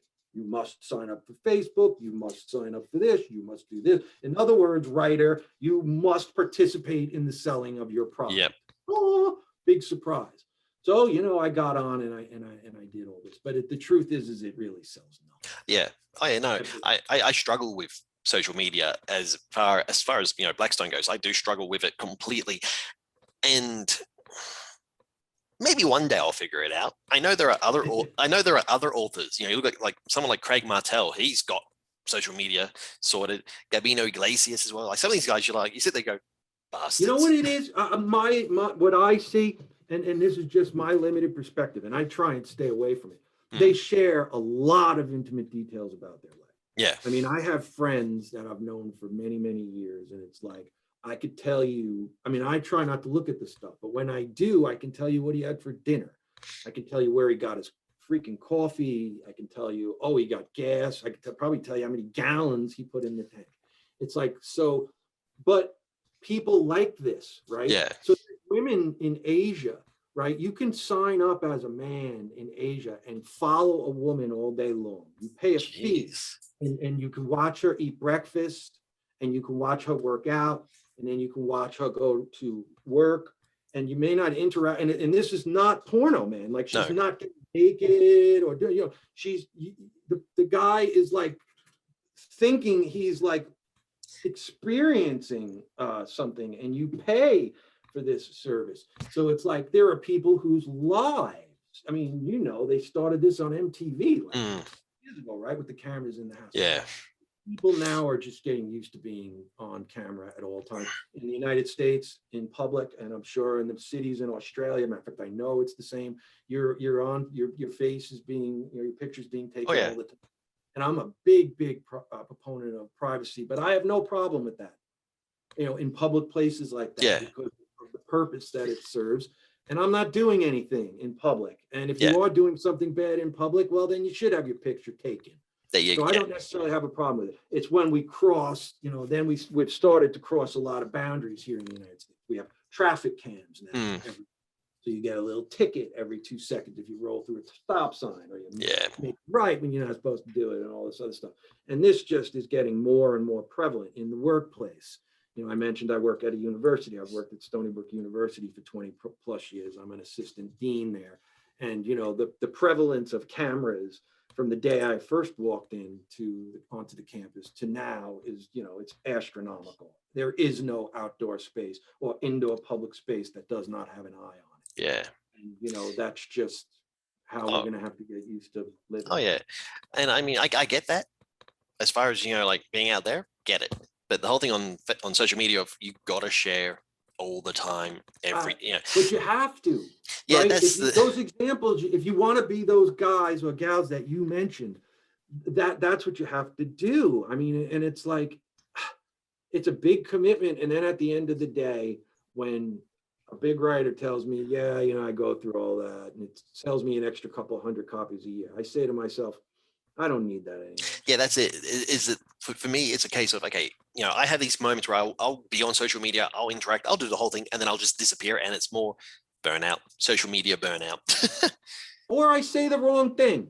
You think you're being funny, it's like Oh everybody's always yeah, trying to be funny. I'm like, that's one of my biggest weapons in my life, right? I try and diffuse situations with a little bit of humor. Even in my role at the university, I sit down disciplining employees. I try to lighten the mood. But online, for some reason, they can't see your face. They can't see my hands. They can't see that I'm smiling or I'm yeah, frowning or all these other communication indicators that you give when you're right there, or even on camera right now, that when you type something in an email or in a comment is totally lost, which is why, sometimes you'll see, I don't tell a joke now without putting a smiley face yep, next to it. yeah. Like, You've got to. it's a joke, folks, but if you have to say it's a joke, then it's like, well, then it's not even funny. And it's like, why Yep. am I even doing it? I've backspaced out more comments on Facebook than I've Oh ever. yeah, yeah. It's scary. Now, in saying all of that, here's the hypocrisy of what we have to do. Where can people find you? Yeah, right. So that's funny. The easiest place is, of course, the Severed website and Amazon. I mean, I know people. I have a website, and by the time this comes out, it will be pointed at my Amazon page. Mhm. I had a web page and all that, and again, it comes back to the fact that no one cares about me specifically as a writer right now. I Yep. mean, maybe someday it'll be more about me than the product, but right now it's about the products. They want the products. It's got nothing to do with me. I know that I'm doing it in a competent way because they want the products, but it's not, they'll buy yours just as much as they'll buy mine. They'll buy, it's the material, it's the entertainment thereafter, not Ed McFadden. Mhm. So my website was just like, it was this big burden that was like ego driven. So I was putting all my reviews and I'm doing all this work. Like nobody's going there. And the people who were going there weren't spending any money. So what is the point? So I just transition everything to Amazon, which kind of stinks because you can't keep track of who's actually Yep. following your. But you know what? That is something I'm going to have to deal with. So where can you find me? Amazon and the Severed website. Okay. Severed.com has all my Severed books. And thankfully, my other stuff is also right on the Amazon page. Everything is there. It's very Okay. I'll put easy. links in the description below. Yeah, just type I have the luxury of saying just type Edward McFadden into Google. And you will I've been, And you as come you up, yeah. said, I've been doing this long enough that you'll get to me. I'm on Twitter too. It's at Ed McFadden 6 at Twitter, which I totally don't understand. Twitter at all. I mean, I don't get that at all. I find that really useless. I go on and I do random stuff sometimes. Yep. And same thing with Instagram. It's like, I see all kinds of strange crap. I don't see my wife's pictures, but I see, all this other stuff. So I don't know. I have an account there, but if you want to see me taking pictures of deer and stuff in the woods, I mean, and that's how I tend to engage, Yep. with just pictures and stuff. Hey, this is what I'm doing. I don't take pictures of my food. I do say when stuff comes out and Yeah, when I of sign a course. new contract, and I do the obligatory book printed picture and all these things. But it's just like it feels like a lot of work sometimes, not for And much. So type my name into the Google search. You can go to severed.com, go to Amazon, plenty of stuff there. Oh, Audible too. okay. This has a this has an Audible version. Edgar Hernandez knocked it out of the park. Really, really sounds nice. So if you're one of these people who prefers to go that route, I believe Cryptid Club is going to have an Audible version as well, but I haven't heard back on that one. Okay, cool. All right. Ed, thank you so much for coming on. Thank you. I really appreciate this. Was great. We should just get together on Zoom to chat sometime. Yep, definitely. I'm always happy to do that. We should, it's like were you the one? I had that idea. Yeah, I'm sorry, you're trying to get off, but this That's okay. is important. I threw, and I'm not willing to do the work. I'm not willing to do that. But I think that Severed Con would be awesome. Yeah, And I think that there's software out there now that would allow us, like I was at a Christmas party at the university this past Christmas when things were still locked down. And I can't remember the name of the program, but it had a common room where everybody's little picture. And when you went near someone's picture, a text box opened. So it was like standing in the lobby of a hotel. And then you could go into different rooms. Oh, And I looked cool. at this and I'm like, severed con. Yeah, And that's you have cool. things going on in each of these things, and people can wander, and maybe not even charge anything, make it free. And Yeah. you get people that they do care about, maybe get Jack Bible to do a panel. You get, what's his name? The other big guy at our press, Beck, Oh yeah, yeah. Greg Beck, Greg and Beck, Jake and Rick Bible. Chesler. Yeah. Some of these guys that are real powerhouses. You get them to kind of come on and agree to do panels, and we can be like little mites on their wings and just kind of ride along with them. And we have Lee. I mean, there's a lot of people at Oh yeah. Severed, man. There's a lot of talent at Severed. I mean, you don't realize until you start saying some of these names. It's like, wow, there's actually Armand, Rosamilia. Yeah. There's a decent amount of really top writers at Oh the yeah. press. I do remember that conversation in the Civic group. I do remember that. If you can find out what the name of that software is, that could be the way to go about it. So just quickly, what it was they have it perfectly engineered like Zoom. They know exactly what the head count, where to draw the line. So there was a cost, I think, over 50 people or over 35 people or something. You had to get a quote. And then, so there was a little work involved in it. And then it became, who's going to run it, and then this, and then people just started, the room cleared out, pretty fast, because these things tend to be a lot of work. So we would have to find somebody that could maybe figure out how to make money off of it or something. Oh yeah, of course. And you give away books. Yeah, it'd be like, book giveaways, signed copies, things like that. I'm pretty sure if you took it to Gary, he would probably say, okay, how can I, what's the best way to make money from this? Yeah, and here's the thing, as he pays for promotions. Yeah. He pays for book club, he pays for all this stuff. He's not opposed to spending money. No, that's the thing. He knows that it's going to make money. Yeah. He knows book club makes money, so that's he spends money. So I think you're right. I think if we went to him with a proposal and said, hey, can you give us some time? Some of what's the secretary's name there? I forget her name. Romana. Deal with Romana. Yeah, say, can we have a little bit of Romana's time and and $500, and this is what we're going to do. Yep. I think he would do it. Personally, but so maybe something we should think about trying. Yeah, definitely. That could be it. Bring everyone together, because you've met a bunch of these folks. Oh yeah. So that's what you actually do now. So over the next few months, when you have Severed folks on, you have to kind of recruit. You have to say, I heard you're going to be the con chair of Severed Con. Is that true? Or if I heard you were going to be the con chair, is there any truth to that? I heard that you were going to be the primary speaker for SeveredCon.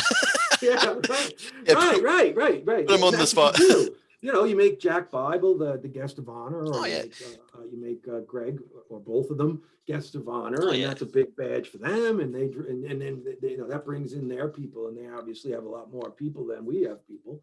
And that's the idea. We feed off of each other, and that's kind of what we all do. I mean, I'm always happy when my book gets dumped after one of those guys. I mean, like, you get dumped before or after Greg, and you're like, whoa. Oh yeah. Yes. Because just by odds, you're gonna show up on his screen. So it's like engaging those guys would really help. Then no one's gonna come see you and me, no offense, right? Well, no, unless we're going to be, basically. Yeah, actually, I can't think of a reason people would come to see us. It's tough, they talk about in San Diego, California. I was recently there, and they're having problems getting people to go to football games. Like, so everywhere else in the United States, I mean, pre-pandemic, right? Yeah. Football tickets are hard to get. Even you're the Browns or whatever, you're a bad team in the past. It's tough getting tickets. San Diego has an attendance problem. They always have, and they've always had a big attendance problem. And they did a lot of research, and it was a real simple conclusion. People have better things to do. The weather is nice. There are better things to do than sit and do this. So it's like, I always try and remember that. There's always something to do that's more important than what we think is the most important. Oh, yeah. And I was just trying to convince people they're wrong, that they need their beach read. Oh yeah, but that's the thing. Like, just very, very, very quickly going back to the thing, not the writing the great American novel. Don't care. I'm writing something that someone's going to sit there. They're going to read and go, "That was really fun. What else has this guy Yeah. written?" I mean, some of these great American novels, again, I don't know what it means, but some of them are horrible. I mean, so it's like, what is great American literature? I mean, like, what period are you talking about? Yeah. Like when, how? And it's like, it's a ding, right? Someone's saying it to ding you, like, oh, like paperback writer. You're a paperback writer. You're not Huh? a real writer. You're a paperback writer, as if, there's Well, some what is a distinction. real writer? What is a real writer? If you put words on the page, you're a writer, Yeah, right? that's So the it. rest of the distinctions are what level writer Well, are yeah. you? Well, see, it's either you're published or unpublished. That's it. Kinda. I mean, I would add published, Oh self-published. yeah, It's like you said, when, people that don't have an outside force checking them in any way, some of them create some amazing stuff, but the odds go down dramatically. yep, And it's one of these things where, I never argue with editors. I tend to get mad when they do nothing yeah, because I kind of feel like it's their job to, hey man, this, it's a collaborative thing. And my best products, this is one of my best books. It's because it went through multiple versions with feedback from professional editors who were not afraid to tell me about certain things that needed to be changed. And yep, I will change anything if it makes the book better. There was a yeah. That's time it. publisher said to me, well, are you married to the name? No. Yeah, But what? No. I mean, if you don't think the name is good and isn't going to be catchy, we got to get rid of that. yep. Matter of fact, thank you for telling me.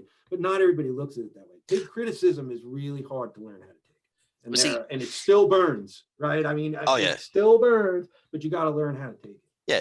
And I mean, anytime I send anything to a publisher, I always say this: feel free to change anything. Yeah. I'm not, I don't take my words are not sacred. They're not set in stone. If you need to get rid of something because it doesn't help the book. If you need to change anything, you let me know if it can make it better. And that's the key. If it will make it better, because that's the whole. I don't care if 50 people give me notes. If there's a valuable note in each one of, if there's 50 valuable notes come from that, it's worth the time. Oh yeah, Because we sit and we spin this stuff out, and it just comes basically out of nowhere. So to think that we're so brilliant and so intelligent that our 80,000 words that we blah out is just going to be so perfect and so logical, it's just hubris beyond belief. oh yeah, So it's like you need to have people checking you and helping you. So it's collaborative effort from beginning to end.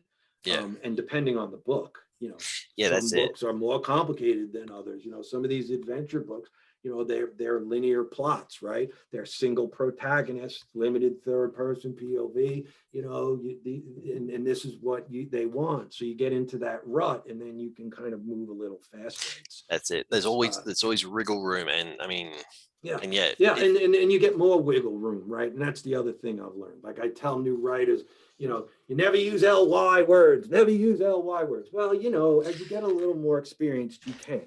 yeah, But when you're teaching the passive voice and avoiding the passive voice, you don't use the passive voice. Well, now I use the passive voice a yeah, little bit intentionally yeah, because I'm at the point where I feel like I can. As a newbie, I felt like I couldn't because I would be dinged.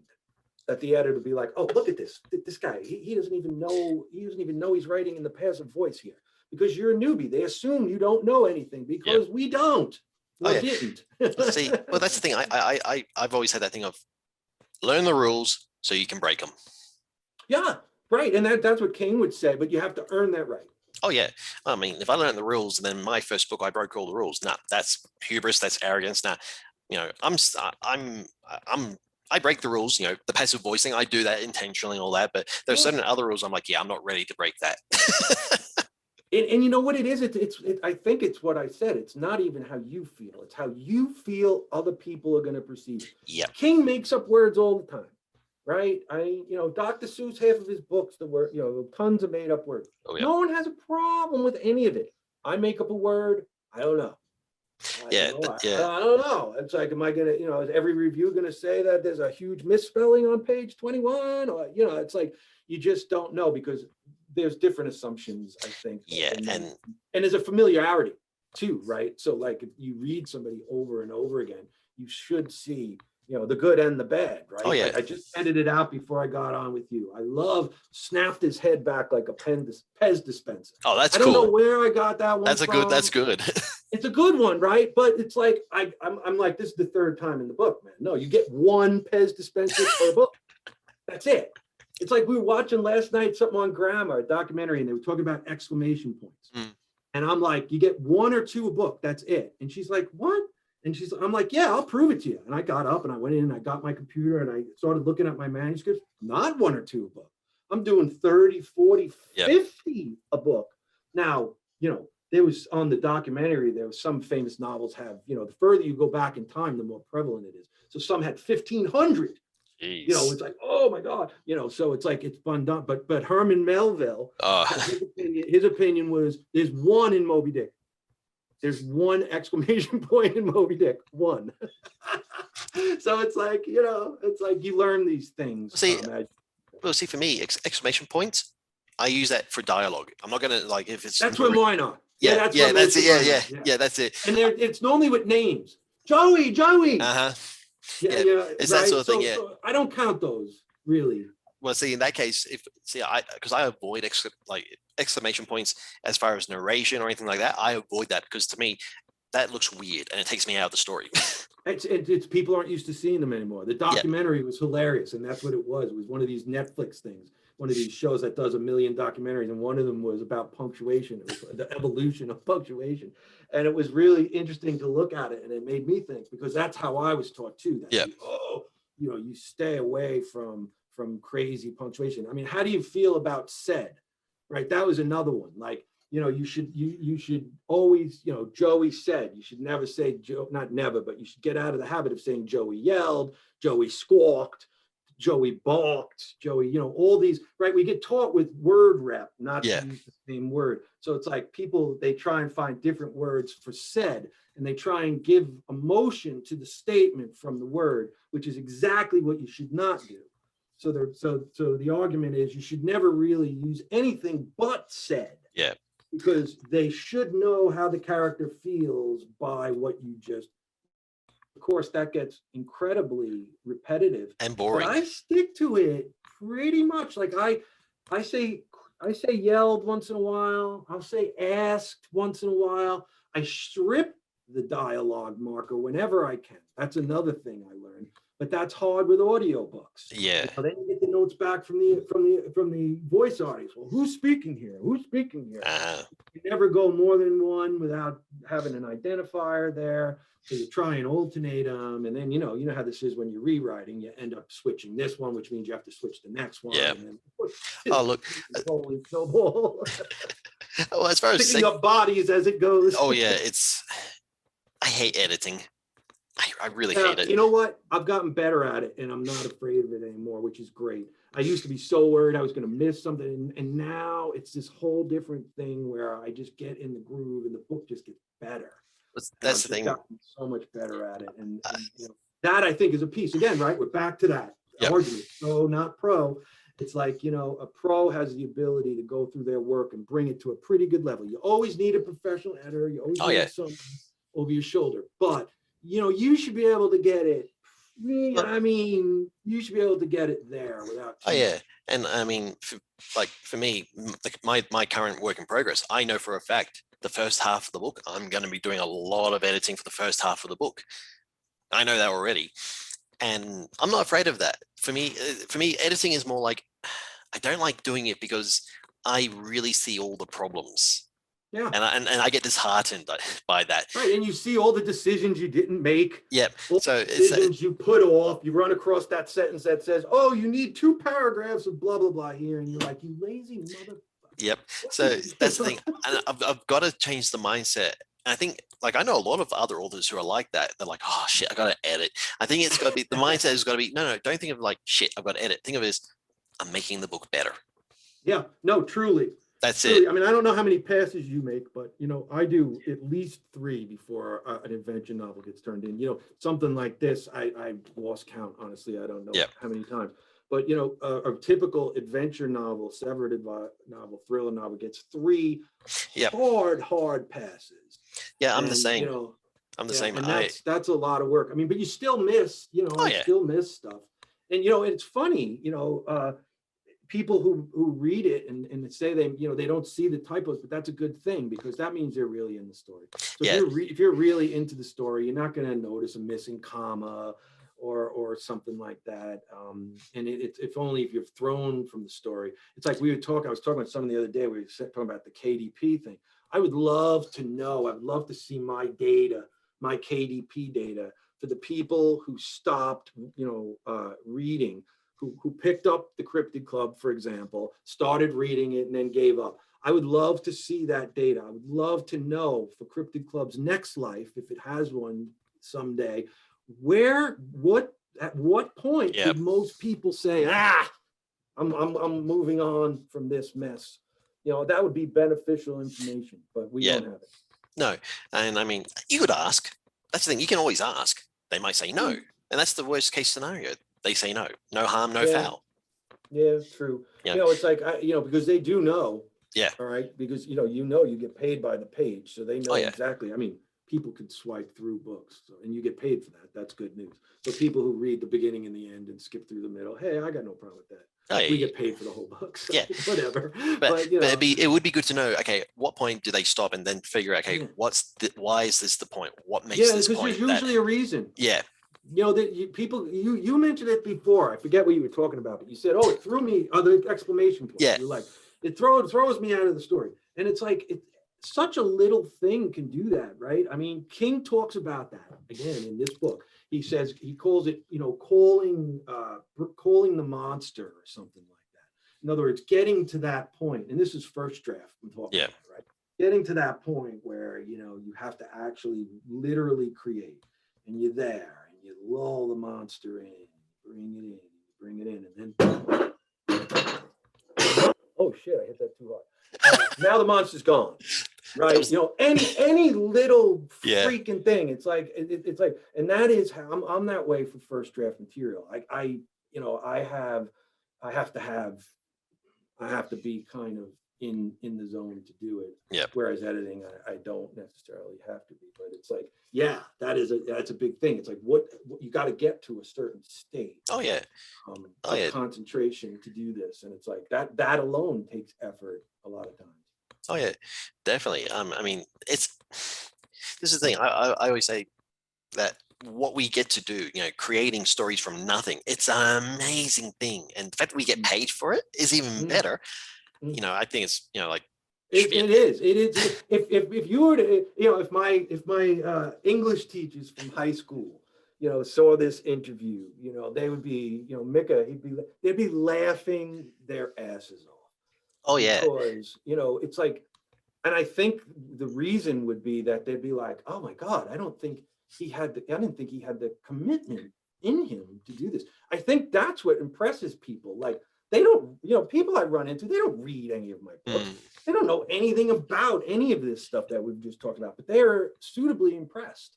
yeah. And they don't know why. They're not really sure why they're impressed.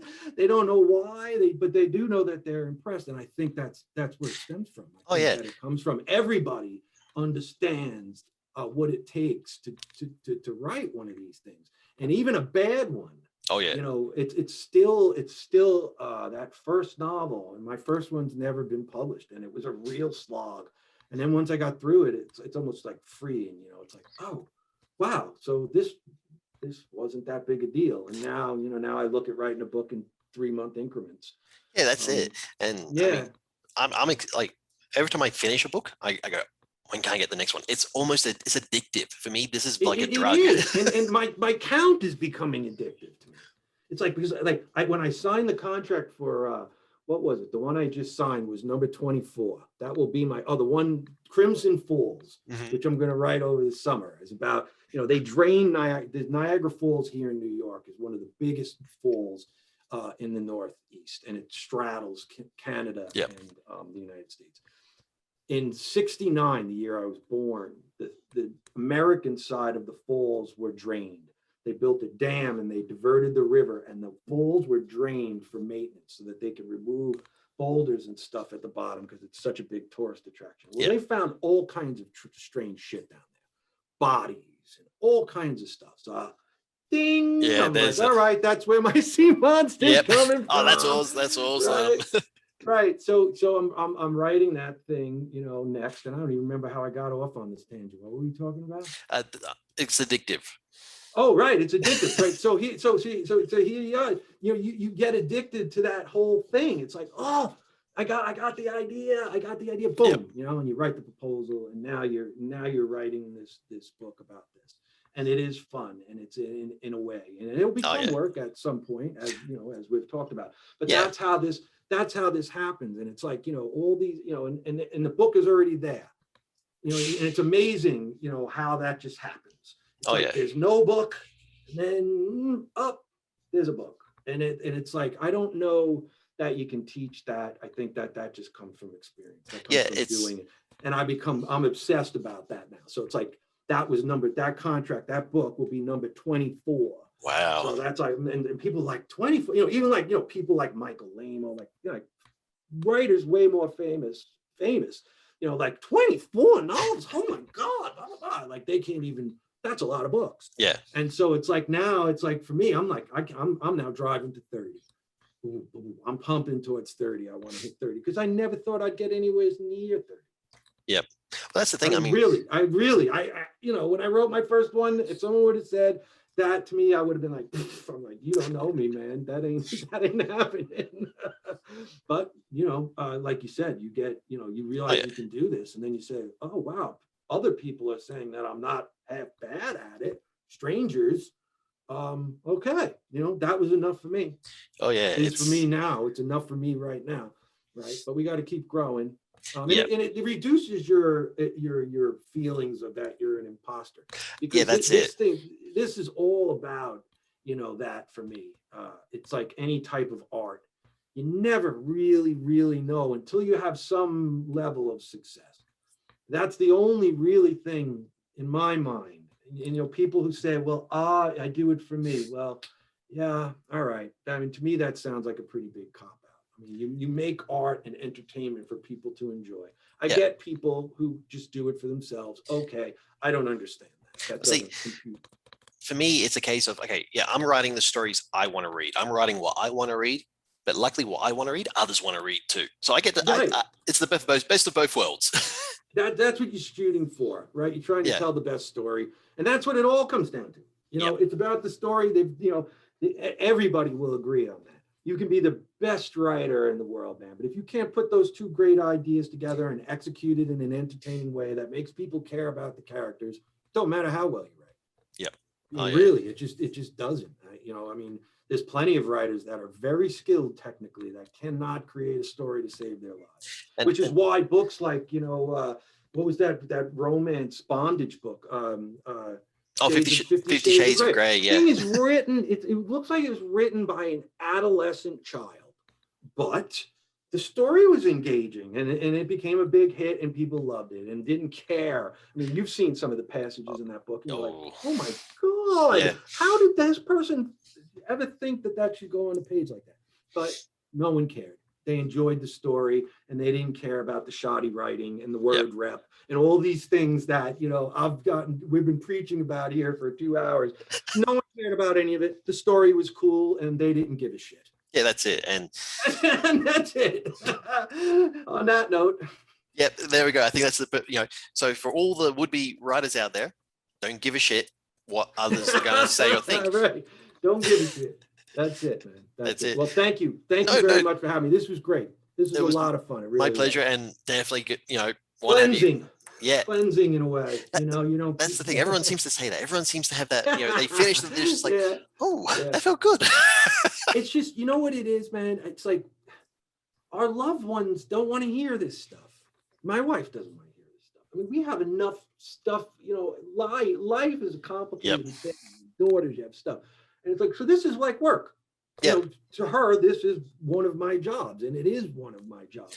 but until you run into a fellow lunatic, you can't really talk to people, so Yeah, you that's gotta have it. another crazy person to converse with. And when you get to do it like this, it's even better. Yeah, I'm sorry. I hope I didn't talk too much. I hope I didn't jump on the conversation too No, much. no, it was great. It was great, man. I'm a sentence finisher. No, Here in New York, man, you got to jump. It's terrible.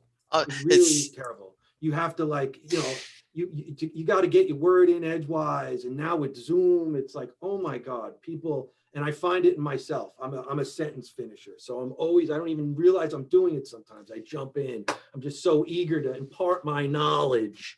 it's okay, man. Really, honestly, back in Australia, my family, we're like that too. I'm used to it. And I mean, the whole point of what I'm doing with this and everything is just to give you a platform to talk. So I've been learning a lot. I've been actually, like, a lot of things you've said, it's making me rethink the way I look at things in regards to my own books and everything. So, Wow, thank you cool. so much, Ed. Yeah, This cool, was great. man. And Very cool.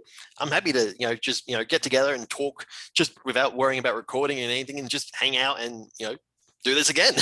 I think what we'll do is, and we'll expand it. Maybe we'll get a couple of other hammerheads to join us, and we can sit around and just drink beers and There we bullshit. go. There we go. That's the beauty of it. Hey, if the pandemic has done anything, it really has brought people together in a different Yep. way with the Zoom stuff Oh and yeah. everything.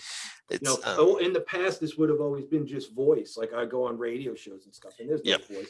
It's so much better when I can see you. Oh And yeah. see each other. It's a whole nother level of connectivity that is good. It's one of the good things that's going to come out of this, I think. Oh, definitely. And I mean, yeah, I've been enjoying every one of these I've done has been amazing. And I'm learning stuff, and I'm making friends, and I'm connecting with other lunatics.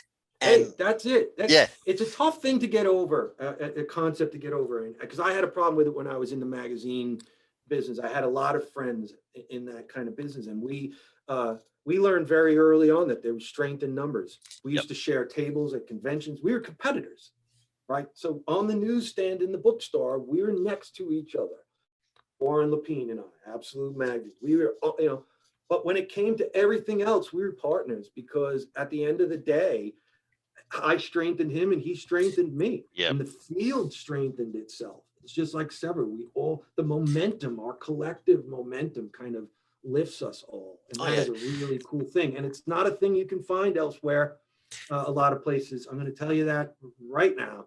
So like you said at the beginning, I agree with you. Folks before you criticize, I would take a closer look at exactly what you're getting and what the alternative possibly could be. And you might see things a little different. Oh yeah, definitely. So yeah, Hey, that's it. It's it's knowing that you're not infallible. Being a little humble, right? It's one of the lessons in this bad boy. Being humble is really a key to success. You gotta be humble. Oh yeah, definitely. Although sometimes I think some people can be too humble. Yeah. Oh yeah. I'd rather be criticized for that, though. I'd rather someone say, "Oh, Ed, he's just so humble, too humble," than Ed is just an obnoxious, overconfident ass, which is essentially what we were as magazine editors back then. I mean, it was like Warren Lapine, all these Charlie Ryan. We ran all these magazines, and we were like gods at these conventions, right? I mean, because every writer wants to meet you. It'll be like if Gary ever showed up at a convention, he would have a crowd 27 deep around him. That's how it was. Like they literally, editor, because you're making the decision on their future.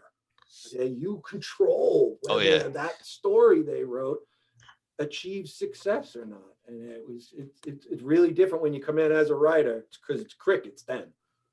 Who are you? Did you pay? Oh, you didn't? We never paid for anything. You know what I mean? We didn't pay for nothing. Everything was free. We'd walk into bars. We didn't pay for drinks. I mean, it was great. It was awesome. And we were just so obnoxious and overconfident. But I mean, it got us there. Yeah, that's it. Yeah. It's like sometimes you just need to what is it? What did they say in Risky Business? Sometimes you just got to say, what the fuck? And that's kind of what we were doing. And, some people were like, man, these overconfident asses. And that's what we were. we were 20s, and we were in our 20s. We were madmen, and we were being successful, and we thought we knew everything, man. We knew nothing or very little. We were lucky that we had people around us. Yeah, that's it. At these conventions, older pros, Gardner does Waga, rest his soul, and some of these other old guard people who were like, yo, back it down. And, we were smart enough to listen. And that's what I see today. I don't know, man. I guess every old generation says that. I don't see that today. I never see anybody back down. A lot of times it's, it's the football mentality. You go and attack. Yeah. And it's tough selling. Even to my daughter, I find myself, it's a tough sell to teach. Sometimes taking a step back allows you to take 2 steps forward. And it's a tough concept to sell when you're young, because it's just, you don't have the experience to grasp it. That, and also with how, like social media and everything, you do have to be on and going forward. And you've got to be on social media. You do at times have to be the obnoxious asshole. Yeah. Which, if you're not I'm not comfortable there. You're obviously not comfortable there. Yeah. I would think most people aren't, so that tells me it's not a good thing. Yeah, but unfortunately, it's the nature of the beast. And for us, and it's the internet, right? It's not even really social media or communication in general. I mean, one of the things in President Biden's plan is he wants to make broadband access, free to all Americans. And it's like, I'm torn about it in a way.